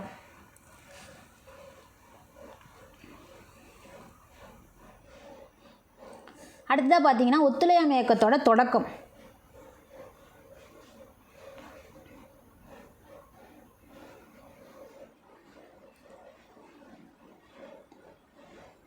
ஸோ ஒத்துழையாமை இயக்கத்தோட தொடக்கம் 1920 ஆகஸ்ட் 31 கிளாபத் மாநாட்டில் ஒத்துழையாமை இயக்கத்தை தொடங்குறதுக்கு தீர்மானம் செய்கிறாங்க. அலகாபாத்தில் கூடிய அனைத்து கட்சி கூட்டம் பார்த்திங்க அப்படின்னா அரசு, கல்வி மற்றும் நீதிமன்றங்களை புறக்கணிக்க தீர்மானிக்கிறாங்க. 1920 செப்டம்பரில் கல்கத்தா காங்கிரஸ் சிறப்பு அமர்வில் காந்தியடிகளோட யோசனை ஏற்கப்படுது.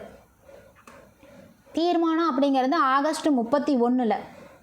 ஆனால் அந்த யோசனை, இந்த ஒத்துழையாமை இயக்கத்தை ஏற்றுக்கலாம் அப்படிங்கிற அந்த யோசனை பார்த்திங்க அப்படின்னா 1920 செப்டம்பரில் எங்கே அப்படின்னா கல்கத்தாவில் காங்கிரஸ் சிறப்பு அமர்வில் தான் காந்தியடிகளோட யோசனை ஏற்கப்பட்டது.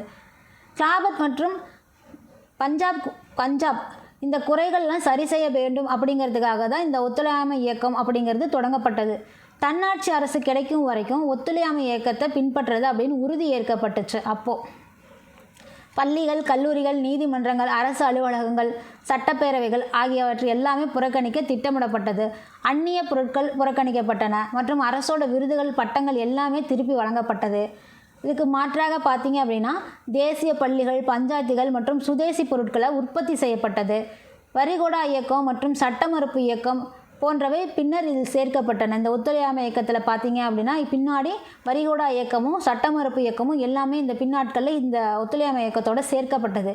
1920 நாக்பூரில் பார்த்திங்க அப்படின்னா அங்கே நடந்த காங்கிரஸ் அமர்வில் முந்தைய தீர்மானங்கள் எல்லாமே ஏற்கப்பட்டுச்சு. காங்கிரஸ் போட்ட முந்தைய தீர்மானங்கள் எல்லாமே 1920 நாக்பூரில் தான் ஏற்கப்பட்டுச்சு. மொழி சார்ந்த மாகாண காங்கிரஸ் கமிட்டிகள் அமைக்கிறதுக்கு ஒத்திகை வழங்கப்பட்டது. பெருமளவு பணியாளர்கள் பார்த்திங்க அப்படின்னா இந்த ஒத்துழையாமை இயக்கத்தில் பங்கேற்க ஆரம்பித்தாங்க. அதுவும் கிராமப்புற மக்களை காங்கிரஸில் சேர்க்க 4 அணா, அதாவது 25 பைசா அப்படிங்கிற கட்டணத்தில் உறுப்பினர்கள் நாட்டில் சேர ஆரம்பித்தாங்க. இதில் பார்த்திங்க அப்படின்னா அதனால் காங்கிரஸ் அடிப்படை விரிவடைஞ்சு அதனோட செயல்பாடுகள் எல்லாமே மாற்றம் பெற்றுச்சு. நாட்டின் பெயரில் மக்கள் ஒன்று சேர்ந்து தேசிய போராட்டத்தை, நாங்கள் எல்லோரும் இந்தியா அப்படிங்கிற ஒரே பேரில் மக்கள் எல்லாம் ஒன்று சேர்ந்து தேசிய போராட்டத்தில் பங்கேற்க ஆரம்பித்தாங்க. இந்த ஒத்துழையாமை இயக்கத்தின் மூலியமாக பழமைவாதிகள் பலர் காங்கிரஸ்லேருந்து விளங்கிட்டாங்க. ஏன் அப்படின்னா காங்கிரஸ் ஆரம்பிக்கும் போது மேல்குடியான மக்கள் தான் இருந்தாங்க. பெரும்பாலும் இந்த படித்தவங்க அந்த மாதிரி ஆட்கள் இருந்தாங்க. மேல்குடிக்கானது என்ற பெயர் பெற்றிருந்த காங்கிரஸ் பார்த்திங்க அப்படின்னா மெதுவாக காந்தியடிகளாக மக்கள் அமைப்பாக மாறிடுச்சு. காந்தியடிகளோட தலைமையில் காங்கிரஸ் அப்படிங்கிறது உண்மையான தேசிய அமைப்பாக உருவெடுத்துருச்சு இந்த ஒத்துழையாமை இயக்கத்தின் மூலியமாக. அடுத்ததாக காந்தியடிகள் தலைமையில் ஏற்படுத்திய தாக்கங்கள் என்ன அப்படிங்கிறத பார்க்க போகிறோம்.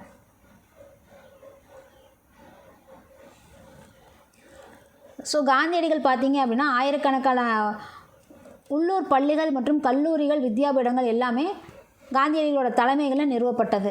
பள்ளிகள், கல்லூரிகள், வித்யாபீடங்கள் எல்லாமே உள்ளூரில் காந்தியடிகளோட தலைமையில் நிறுவப்பட்டுச்சு. ஆயிரக்கணக்கான பள்ளிகள் எல்லாம் நிறுவப்பட்டது. பல முன்னணி வழக்கறிஞர்கள் தங்களோட தொழிலை கைவிட்டுட்டு மக்களோட சேவைகளை ஈடுபட்டுட்டாங்க. மக்கள் சேவையை மகேசன் சேவைன்னு சொல்லிட்டு பல முன்னணி வழக்கறிஞர்கள் மக்கள் சேவைகளில் ஈடுபட ஆரம்பிச்சிட்டாங்க. அரசு கல்வி நிறுவனங்களில் இருந்த மாணவர்கள் எல்லாமே வெளியேறினாங்க. அலி சகோதரர்கள் பார்த்திங்க அப்படின்னா இந்த கிளாபத் இயக்கத்தோட அலி சகோதரர்கள் இருக்காங்களே, அவங்க தேச துரோக குற்றத்தில் கைது செய்யப்பட்டு உள்ளே போயிடுறாங்க. சட்ட மறுப்பு இயக்கத்தை தொடங்குமாறு மக்களுக்கு அந்தந்த பிரதேச காங்கிரஸ் கமிட்டிகள் அழைப்பு விடுத்தாங்க. அரசு பாரபட்சமின்றி அடக்குமுறைகளை மேற்கொண்டது. சட்ட மறுப்பு இயக்கத்தை தொடங்குறதுக்கு எல்லா மக்களுக்கும் காங்கிரஸ் அழைப்பு விடுத்தாங்க இல்லையா. ஸோ அந்த சமயத்தில் பார்த்திங்க அப்படின்னா அரசு பாரபட்சம் இல்லாத அடக்குமுறைகளை மேற்கொண்டு தண்டிச்சிட்டு இருந்தாங்க. 1921 இந்த டைமில் பார்த்திங்க அப்படின்னா வேல்ஸ் இளவரசர் அவர் வந்த பயணத்தை மக்கள் புறக்கணிச்சிட்டாங்க. ஸோ அவர் வந்துட்டு போனால் மக்கள் அவர் பின்னாடி வந்துடுவாங்கன்னு நினச்சாங்க. பட் அவரோட வருகையவே அந்த பயணத்தையே மக்கள் புறக்கணிச்சிட்டாங்க. இந்தியர்கள் வேலை நிறுத்தம் உள்ளிட்ட போராட்டங்களில் பங்கேற்க ஆரம்பிச்சிட்டாங்க. இந்தியர்கள் பார்த்திங்க அப்படின்னா ஒத்துழையாமை இயக்கத்தை வன்முறையற்ற வகையில் பின்பற்றினால காந்தியடிகள் ஓராண்டுக்குள் வன்முறை இல்லாமல் பின்பற்றினீங்க அப்படின்னா ஓராண்டுக்குள்ளே நமக்கு சுயராஜ்யம் கிடைக்கும் அப்படின்னு உறுதி சொல்லியிருந்தார். வேல்ஸ் இளவரசரோட பயணத்தை புறக்கணிச்சிட்டாங்க மக்கள். உள்ளூரில் அதாவது இந்தியர்கள் வேலை நிறுத்தம் உள்ளிட்ட போராட்டங்களில் பங்கேற்க ஆரம்பிச்சிட்டாங்க. இந்தியர்கள் ஒத்துழையாமை இயக்கத்தை வன்முறையற்ற வகையில் பின்பற்றினால் காந்தியடிகள் என்ன சொல்கிறார் அப்படின்னா ஓராண்டுக்குள்ளே நமக்கு சுயராஜ்யம் கிடைக்கும் அப்படின்னு சொல்லி உறுதி கூறுறாரு.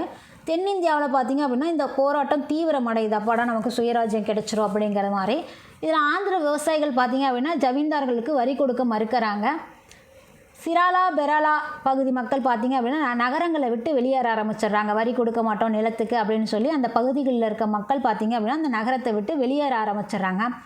பட்டேல்கள் மற்றும் ஷான்போக்கள் தங்களோட பதவிகளெல்லாம் ராஜினாமா செய்கிறாங்க. இது எல்லாமே அமைதியான முறையில் போராடினா நமக்கு சீக்கிரம் சுயராஜ்யம் கிடைக்கும் அப்படிங்கிறதுனால. இதுவே பார்த்திங்க அப்படின்னா தமிழ்நாட்டில் ராஜாஜி, சத்தியமூர்த்தி மற்றும் பெரியார் தலைமையில் ஒத்துழையாமை இயக்கம் நடைபெற்றுட்டு இருந்தது. ஜென்மிக்களுக்கு எதிராக கேரளாவில் விவசாயிகள் போராட ஆரம்பித்தாங்க. உத்தரப்பிரதேசம், வங்காளம், அசாம், பீகார், ஒடிசா பகுதிகளில் இந்த கீழ்வகுப்பு மக்கள்லாம் போராட்டத்தினால் அவமதிக்கப்பட்டாங்க.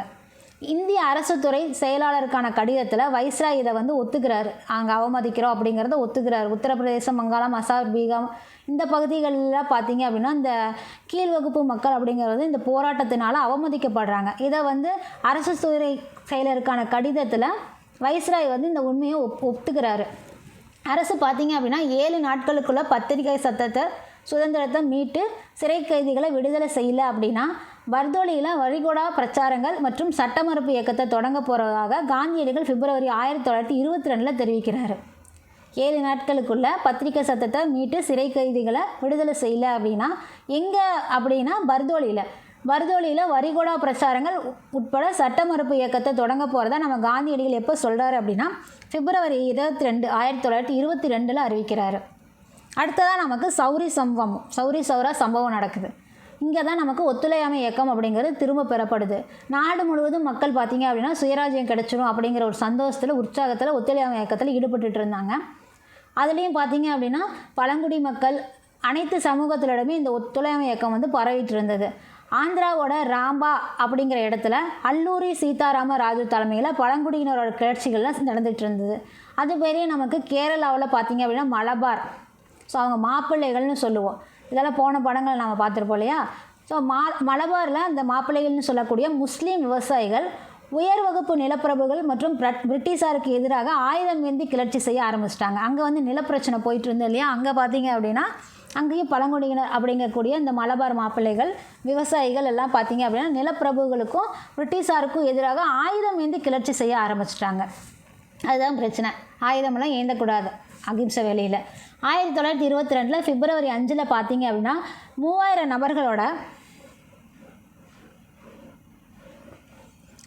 நபர்களோட நடந்த ஒரு காங்கிரஸ் கட்சி பேரணி மீது போலீஸார் நடத்திய துப்பாக்கி சூட்டால் ஆத்திரமடைஞ்ச ஆர்ப்பாட்ட குழுவினர் பார்த்திங்க அப்படின்னா காங்கிரஸ் கட்சி பேரணியில் இருந்த அந்த ஆர்ப்பாட்ட குழுவினர் பார்த்திங்க அப்படின்னா காவல் நிலையத்தை குறி வச்சு தாக்குதல் நடத்தியதோடு அதை எரிச்சிட்டாங்க. அதில் 22 பேர் இறந்துட்டாங்க போலீஸார். இந்த வன்முறைக்கு பிறகு தான் காந்தியடிகள் ஒத்துழையாமை இயக்கத்தை திரும்ப பெற்றார். கிலாபத் இயக்கம், பஞ்சாபில் நடந்த ஜாலியன் வாலாபாக் படுகொலை இதில் ஆரம்பித்தது 1920 ஆரம்பித்தார் ஒத்துழையாமை இயக்கத்தை.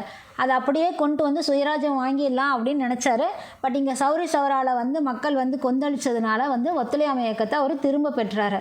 இது தேசியவாதிய தொண்டர்களுக்கு ஏமாற்றமாக இருக்குது. என்னப்பா இவ்வளோ தூரம் கொண்டு மறுபடியும் நீ இதை திரும்ப வாங்குறியே அப்படின்னு சொல்லி தேசியவாதிய தொண்டர்களாக இருக்காங்களே அவங்களுக்கு இது ஏமாற்றமாக இருக்குது. ஸோ பர்தோலியில் பார்த்திங்க அப்படின்னா காங்கிரஸ் செயற்குழு இந்த முடிவை ஏற்றுக்கிறாங்க. இந்த திரும்ப பெறது அப்படிங்கிற அந்த முடிவை பர்தோலியில் காங்கிரஸ் செயற்குழு இந்த முடிவை ஏற்றுக்கிறாங்க. காந்தியடிகளும் கைது செய்யப்பட்டு 6 ஆண்டுகள் சிறை தண்டனை.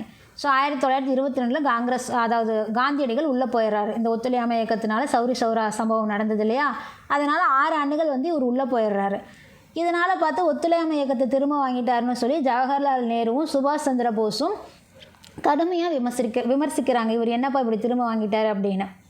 ஸோ அது மட்டும் இல்லை, துருக்கியில் பார்த்தீங்க அப்படின்னா முஸ்தபா கமால் பாட்ஷா அவர் பார்த்தீங்க அப்படின்னா கலிபாவோட ஆட்சியை முடிவுக்கு கொண்டு வந்ததால் கிலாபத் இயக்கமும் இதில் முடிவு பெற்றுறது. இந்த காலகட்டத்தில் பார்த்தீங்க அப்படின்னா துருக்கியில் இருக்கக்கூடிய முஸ்தபா கமால் பாட்ஷா அப்படிங்கிறவர் கலிபாவோட ஆட்சியை முடிவுக்கு கொண்டு வந்ததால் கிலாபத் இயக்கம் அப்படிங்கிறது முடிவு பெற்றது. அதாவது துருக்கி மக்கள் பார்த்தீங்க அப்படின்னா முஸ்தபா கமால் பாட்ஷா அப்படிங்கிற தலைமையில் கிளர்ச்சியை கையில் எடுத்து சுல்தான் இடத்துலேருந்து அரசியல் அதிகாரத்தை பறிச்சிடுறாங்க. கலிபா அப்படிங்கிற ஒரு நடைமுறையை ரத்து செய்ய தர்றாங்க. கலிபா அப்படிங்கிறது மத குரு இல்லையா, அவர் அந்த இதை வந்து ரத்து செஞ்சிடறாங்க. அப்படி ஒரு முறை இருக்க வேண்டாம் அப்படின்னு சொல்லி கலிபா அப்படிங்கிற நடைமுறையை ரத்து செஞ்சிடறாங்க. ஏன்னா மதமும் அரசியலும் இணைந்து பயணிக்க முடியாது அப்படிங்கிற அறிவிச்சுட்டு கிலாபத் இயக்கம் அப்படிங்கிறது அங்கே தேவையில்லாத மாதிரி போயிடுது. அதனால தான் அந்த இயக்கம் வந்து முடிவு பெறுது அந்த இடத்துல. ஏன்னா கலிபாவை திரும்ப அவங்களோட அதிகாரத்துக்கு கொண்டு வரது, முதலுலக போரில் கலிபாவோட அதிகாரம் பறிக்கப்படுது. மீண்டுமா கலிபாவுக்கு அந்த அதிகாரத்தை கொடுக்கணுங்கிறதுக்காக தான் கிலாபத் இயக்கம். பட் மக்கள் பார்த்தீங்க அப்படின்னா இப்படி ஒரு முடிவை எடுத்துடுறாங்க. மதமும் அரசியலும் ஒரே மாதிரி பயணிக்க முடியாது. ஸோ அப்படிங்கிறது துருக்கியோட சுல்தான்கிட்ட இருந்து அந்த அரசியல் அதிகாரத்தை பறித்து கலிபா அப்படிங்கிற ஒரு நடைமுறையை ரத்து செஞ்சிடறாங்க. அதனால தான் கிலாபத் இயக்கம் அப்படிங்கிறது அந்த இடத்துல முடிவுக்கு வருது. அடுத்ததாக பார்த்தீங்க அப்படின்னா சுயராஜ்ய கட்சி ப்ளஸ் அதோட செயல்பாடுகள்.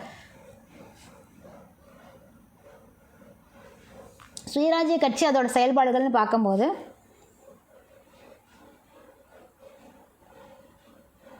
ஸோ இவங்க 2 பேர் தான். சித்தரஞ்சன் தாஸ் அப்படின்னு சொல்லுவோம், இல்லாட்டி சிஆர் தாஸ். சுயராஜ்ய கட்சியை வந்து தொடங்கினவங்க இவங்க 2 பேர் தான். மோதிலால் நேருவும் சித்தரஞ்சன் தாஸும் அவங்களுக்கு தான் தொடங்குறாங்க. 1923 ஜனவரி 1 சுயராஜ்ய கட்சி அப்படிங்கிறது தொடங்குது. ஏன்னா ஒத்துழையாமை இயக்கத்தை கேன்சல் பண்ணிவிட்டு இவர் உள்ளே போயிடுறாரு, நம்ம காந்தியடிகள் உள்ளே போயிடுறாரு. அடுத்தது என்ன பண்ணுறதுன்னு தெரியல. ஸோ இவங்க ஒரு கட்சி ஆரம்பிக்கிறாங்க. 1923 ஜனவரி 1 சுயராஜ்ய கட்சி அப்படிங்கிறத இவங்க 2 பேரும் தொடங்குறாங்க. இதோட கோட்பாடு பார்த்தீங்க அப்படின்னா சட்டப்பேரவைக்குள்ளே நுழைஞ்சு ஆங்கிலேய ஆட்சிக்கு எதிராக சட்டமுறையாக போராடணும். நம்ம தேர்தலில் வெற்றி பெற்று சட்டப்பேரவைக்கு உள்ளே போய் அங்கே உட்காந்து அவங்கள எதுக்கணும். அதுதான் சட்டமுறையாக போராடுறதா இந்த சுயராஜ்ய கட்சி. ஸோ சுயராஜ்ய கட்சி தேர்தல் அரசியலில் பங்கேற்று சட்டப்பேரவையை தேசிய மேடையாக பயன்படுத்துறதுக்காக விரும்பினாங்க. அங்கே போய் அந்த சட்டப்பேரவையை தேசிய மேடையாக மாற்றலாம், அதனால் நம்ம தேர்தலில் பங்கேற்கலாம் அப்படிங்கிறதுனால தான் இந்த சுயராஜ்ய கட்சின்னு ஒன்று வந்துச்சு. இவங்க பார்த்தீங்க அப்படின்னா மாற்றத்தை வேண்டுவோர். காந்தியடிகள் உள்ளே போயிட்டார். ஸோ இவங்க பார்த்தீங்க அப்படின்னா மாற்றத்தை விரும்புகிறாங்க, ஒரு மாற்றம் வேணும் அப்படின்னு விரும்புகிறாங்க. இவர்களை தான் பார்த்தீங்க அப்படின்னா இந்த சட்டப்பேரவையில் போய் ஜெயிச்சு அங்கேருந்து போராட்டம் நடத்துகிறவங்கள மாற்றத்தை வேண்டுவோர்னு சொல்லுவோம், அரசியலை விரும்புகிறவங்கள. இதில் வந்து தமிழ்நாட்டில் யார் சேர்ந்தாங்க அப்படின்னா சத்தியமூர்த்தி இந்த குழுவில் சேர்றாரு. மாற்றம் வேண்டும் அப்படின்னு சொல்லி இந்த குழுவில் யார் சேர்றாரு, தமிழ்நாட்டை சேர்ந்தவங்க சத்தியமூர்த்தி அவர் வந்து சேர்றாரு. அதுவே பார்த்தீங்க அப்படின்னா ராஜாஜி, வல்லபாய் படேல் மற்றும் ராஜேந்திர பிரசாத் இவங்கெல்லாம் பார்த்தீங்க அப்படின்னா மாற்றத்தை விரும்பாதவங்க. வேண்டாம், இங்கே போயிட்டு அப்படின்னா நம்ம வந்து மக்களை ஒன்றிணைச்சு போராட முடியாது, அவங்களிடத்துல போயிட வேண்டியதாக வரும். ஒவ்வொன்றா போக போக போக காலம் மாற மாற அவங்களுக்கு அடிமையாக போகிற மாதிரி வந்துடும். அதனால் மாற்றம் வேண்டாம் அப்படின்னு சொல்லி காந்திய பாதையிலே போகலாம், அவர் சொல்ல ஆக்கப்பணிகளையே தொடரலாம், அவர் வரட்டும் அப்படின்னு சொல்லி சொல்கிறாங்க இவங்க ராஜாஜி, வல்லபாய் படேல், ராஜேந்திர பிரசாத்லாம். பட் அவங்க கேட்கல, அவங்க சுயராஜ்யம் ஆரம்பிச்சிட்டாங்க. பட் இந்த குழுவை வழிநடத்துகிறாங்க. காந்தியடிகளை விட்டுட்டு போன பணியை இவங்கெல்லாம் மேற்கொள்கிறாங்க. இவங்கெல்லாம் மாற்றம் வேண்டாதவர் அப்படிங்கிறது. காந்தியடிகளோட ஆக்கப்பணிகளை தொடர்றாங்க இல்லையா, அவங்கெல்லாம் மாற்றமெல்லாம் வேண்டாம், ஆல்ரெடி இருந்ததுலேயே போகலாம் அப்படிங்கிற மாதிரி. காங்கிரஸோட திட்டங்களை இந்த இரு குழுக்களும் தான் செயல்படுத்துகிறாங்க. மாற்றத்தை வேண்டுவர், மாற்றம் வேண்டவர் 2 பேருமே பார்த்தீங்க அப்படின்னா காங்கிரஸோட திட்டங்களில் இந்த இரு குழுக்களும் தான் இணைக்கப்பட்டு செயல்படுத்துகிறாங்க. 1923 சட்டப்பேரவைக்கான தேர்தலில் சுயராஜ்ய கட்சி பார்த்திங்கன்னா 101 இடங்களில் 42 இடங்களில் வெற்றி பெறுறாங்க. சுயராஜ்ய கட்சி தேர்தலில் போட்டிடுறாங்க. சட்டப்பேரவைக்கான தேர்தலில் 101 இடங்களில் 42 இடங்களில் வெற்றி பெற்றுறாங்க. மற்ற உறுப்பினர்களோட ஆதரவோடு பார்த்திங்க அப்படின்னா இந்த 42 இடங்களில் சுயராஜ்ய கட்சி மற்ற உறுப்பினரோட ஆதரவோட காலனி ஆதிக்க ஆட்சியில் கொண்டு வரப்பட்ட மக்கள் விரோத சட்டங்களை தீவிரமாக எதிர்க்க முடிஞ்சது. இந்த சட்டப்பேரவைக்குள்ளே போனோனையும் காலனி ஆதிக்க ஆட்சியில் கொண்டு வரப்பட்ட மக்கள் விரோத சட்டங்களை இவங்களால் தீவிரமாக எதிர்க்க முடிஞ்சது. அது மட்டும் இல்லை, 1919 கொண்டு வரப்பட்ட அந்த சட்டத்தில் இருக்கிற குறைபாடுகள் குறித்தும் இவங்க தெரிவிக்கிறதுல வெற்றி அடைஞ்சாங்க. சுயராஜ்ய கட்சி அப்படிங்கிறது மக்கள் விரோத சட்டங்களை எதிர்த்து நின்றுச்சு.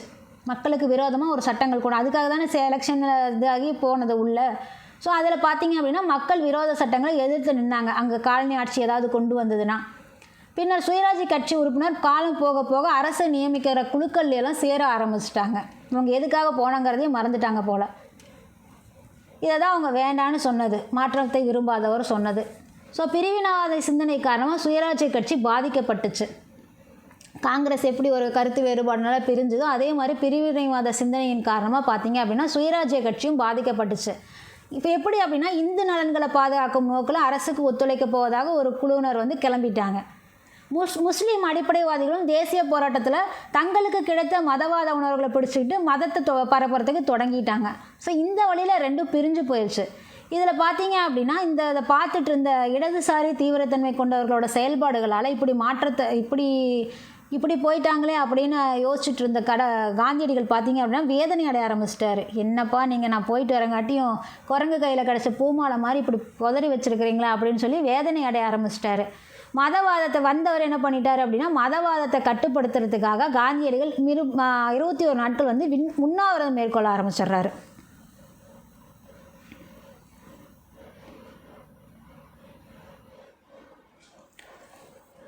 ஸோ காந்தியடிகள் வேதனை அடைகிறாரு. இந்த மதவாதத்தை எப்படி கட்டுப்படுத்துறது, நம்ம எதுக்காக வந்தோன்னு புரிஞ்சுக்காமல் இவங்க வந்து இப்படி போயிட்டாங்களே, 2 பேரும் ஆளுக்கு ஒரு பக்கமாக பிரிஞ்சு போயிட்டாங்களே அப்படின்னு சொல்லி என்ன பண்ணுறாங்க அப்படின்னா காந்தியடிகள் மதவாதத்தை கட்டுப்படுத்துறதுக்காக 21 நாட்கள் வந்து உண்ணாவிரதம் மேற்கொள்கிறாரு.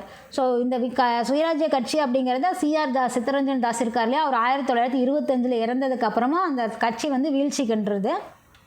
அடுத்தது இடதுசாரி இயக்கம். இடதுசாரிகள் அப்படிங்கும்போது தொழிலாளர் மற்றும் விவசாய இயக்கங்களை அமைக்க ஆரம்பிச்சிட்டாங்க. இவர் வந்து உண்ணாவிரத்தில் இருக்கார் இல்லையா காந்தியடிகள் வேறு, அதனால் இடதுசாரி இயக்கம் அவங்களோட செயல்பாடுகள் இப்படி தொடங்க ஆரம்பிச்சிட்டாங்க. இடதுசாரிகள் பார்த்தீங்க அப்படின்னா தொழிலாளர் மற்றும் விவசாய இயக்கங்களை அமைக்கிறாங்க. மார்க்சிய சிந்தனை அடிப்படையாக கொண்டு ஆதிக்கவாதியத்தையும் முதலாளித்துவத்தையும் விமர்சிக்கிறாங்க. மார்க்சிய சிந்தனை அப்படின்னா நமக்கு என்ன, மார்க்சிய சிந்தனைன்னு சொல்வது என்ன, முதலாளிகள் வந்து தொழிலாளிகள்கிட்ட வந்து சுரண்டுறது, வேலையை மட்டும் வாங்கிக்கிறது, எந்த ஒரு லாபத்தில் பங்கு இந்த மாதிரி எதுவுமே இல்லாமல் இருக்கிறது அந்த மார்க்சிய சிந்தனைன்னு சொல்லுவோம் இல்லையா. ஸோ அதில் பார்த்தீங்க அப்படின்னா அந்த சிந்தனையை அடிப்படையாக கொண்டு இந்த இடதுசாரிகள் பார்த்தீங்க அப்படின்னா ஏழைகளுக்கு எல்லாமே வந்து அரசு உதவி பண்ணணும், எல்லாமே பணக்காரர்களுக்கு மட்டுமே நடக்கக்கூடாது, ஏழைகளுக்கும் எல்லாமே இலவசமாக கிடைக்கணும் அப்படிங்கிறது அந்த இடதுசாரி அப்படிங்கிறது. ஸோ இவங்க பார்த்தீங்க அப்படின்னா இந்த சிந்தனையை அடிப்படையாக கொண்டு ஆதிக்கவாதத்தையும் முதலாளித்துவத்தையும் விமர்சிக்க ஆரம்பிச்சிட்டாங்க. தொழிற்சங்கங்களை தவிர மாணவர்கள் இளைஞர்களை ஒருங்கிணைக்கிறதுல இந்த இடதுசாரிகள் பார்த்தீங்க அப்படின்னா முக்கிய பங்கு வகிக்க ஆரம்பிச்சிட்டாங்க. ஜவஹர்லால் நேரு மற்றும் சுபாஷ் சந்திர போஸ் பார்த்தீங்க அப்படின்னா இந்த இடதுசாரி சிந்தனையை மக்களிடத்தில் பரப்புறதுக்கு பங்களிக்க ஆரம்பிச்சிட்டாங்க, நேருவும் சுபாஷ் சந்திர போஸ் அவர்களும். ஸோ எஸ்ஏ டாங்கே,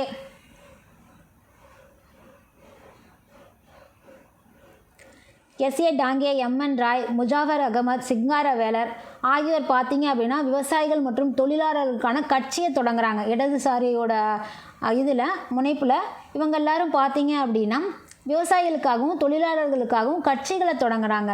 கான்பூர், மீரட், காக்கோரி போன்ற இடங்களில் இடதுசாரி மீது சதித்திட்ட வழக்குகள்லாம் பதியப்படுது. ஸோ இந்த மாதிரி எல்லாம் பண்ணிகிட்டு இருக்கிறதுனால எந்தெந்த இடங்களில் இவங்க மேலே வழக்கு பதியப்படுது அப்படின்னா கான்பூர், மீரட், காக்கோரி இந்த மாதிரி இடங்களில் இடதுசாரிகள் மீது சதித்திட்டம் பண்ணுறாங்க அப்படிங்கிற வழக்குகள்லாம் பதியப்படுது. பகத்சிங், ராஜகுரு, சுகதேவ் இவங்கெல்லாம் புரட்சிகர தேசியவாதிகள் இல்லையா. ஸோ இவங்க பார்த்தீங்க அப்படின்னா அதோட சந்திரசேகர் ஆசாத் இவங்கெல்லாம் பார்த்தீங்க அப்படின்னா முக்கிய புரட்சிகாரர்களாக பார்க்கப்படுது. இவங்க பார்த்தீங்க அப்படின்னா நவஜவான் பாரத் சபை, இந்துஸ்தான் குடியரசு அமைப்பு ஆகியவை தொடங்கப்பட்டன. ஆடவர்கள் மற்றும் பெண்கள் எல்லாருமே புரட்சியாளர்களாக மாறினாங்க.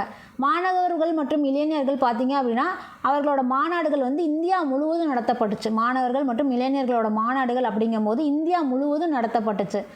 ராம் பிரசாத் பிஸ்மில், அக்ஷ்பக்குல்லா ஆகிய இருவருக்கும் மரண தண்டனையும் வேறு 17 பேருக்கு நீண்டகால சிறை தண்டனையும் காக்கோரி சதித்திட்ட வழக்கில் வந்து வழங்கப்படுது. ஸோ இவங்க புரட்சியை பரப்புறாங்கன்னு சொல்லி கேஸ் ஃபைலாக இருந்ததுன்னு பார்த்தோம் இல்லையா.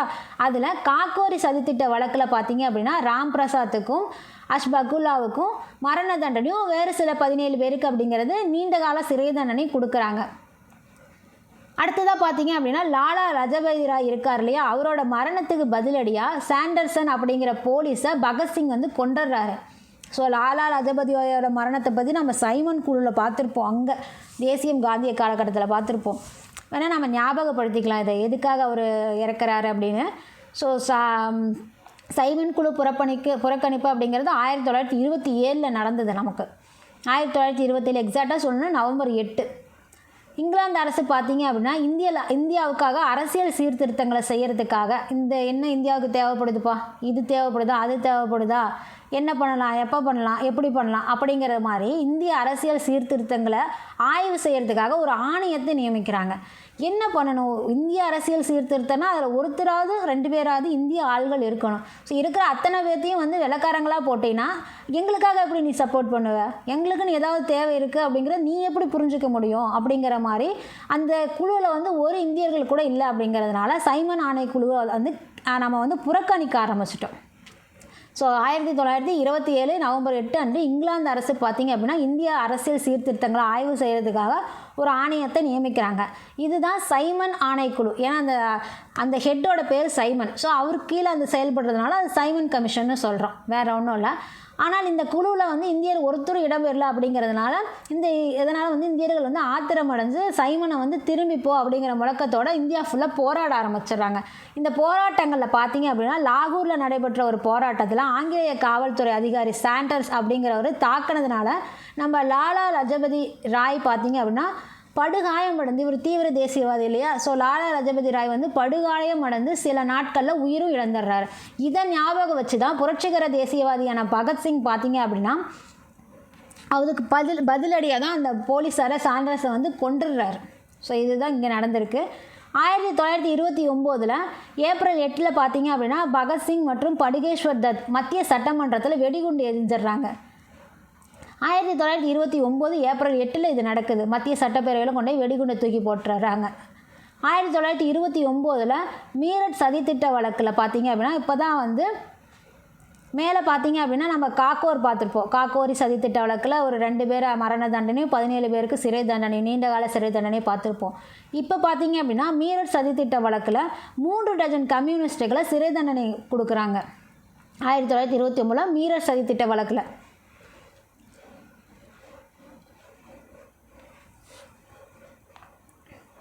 ஸோ அடுத்ததாக பார்த்தீங்கன்னா சைமன் குழு, நேரு அறிக்கை, லாகூர் காங்கிரஸ்.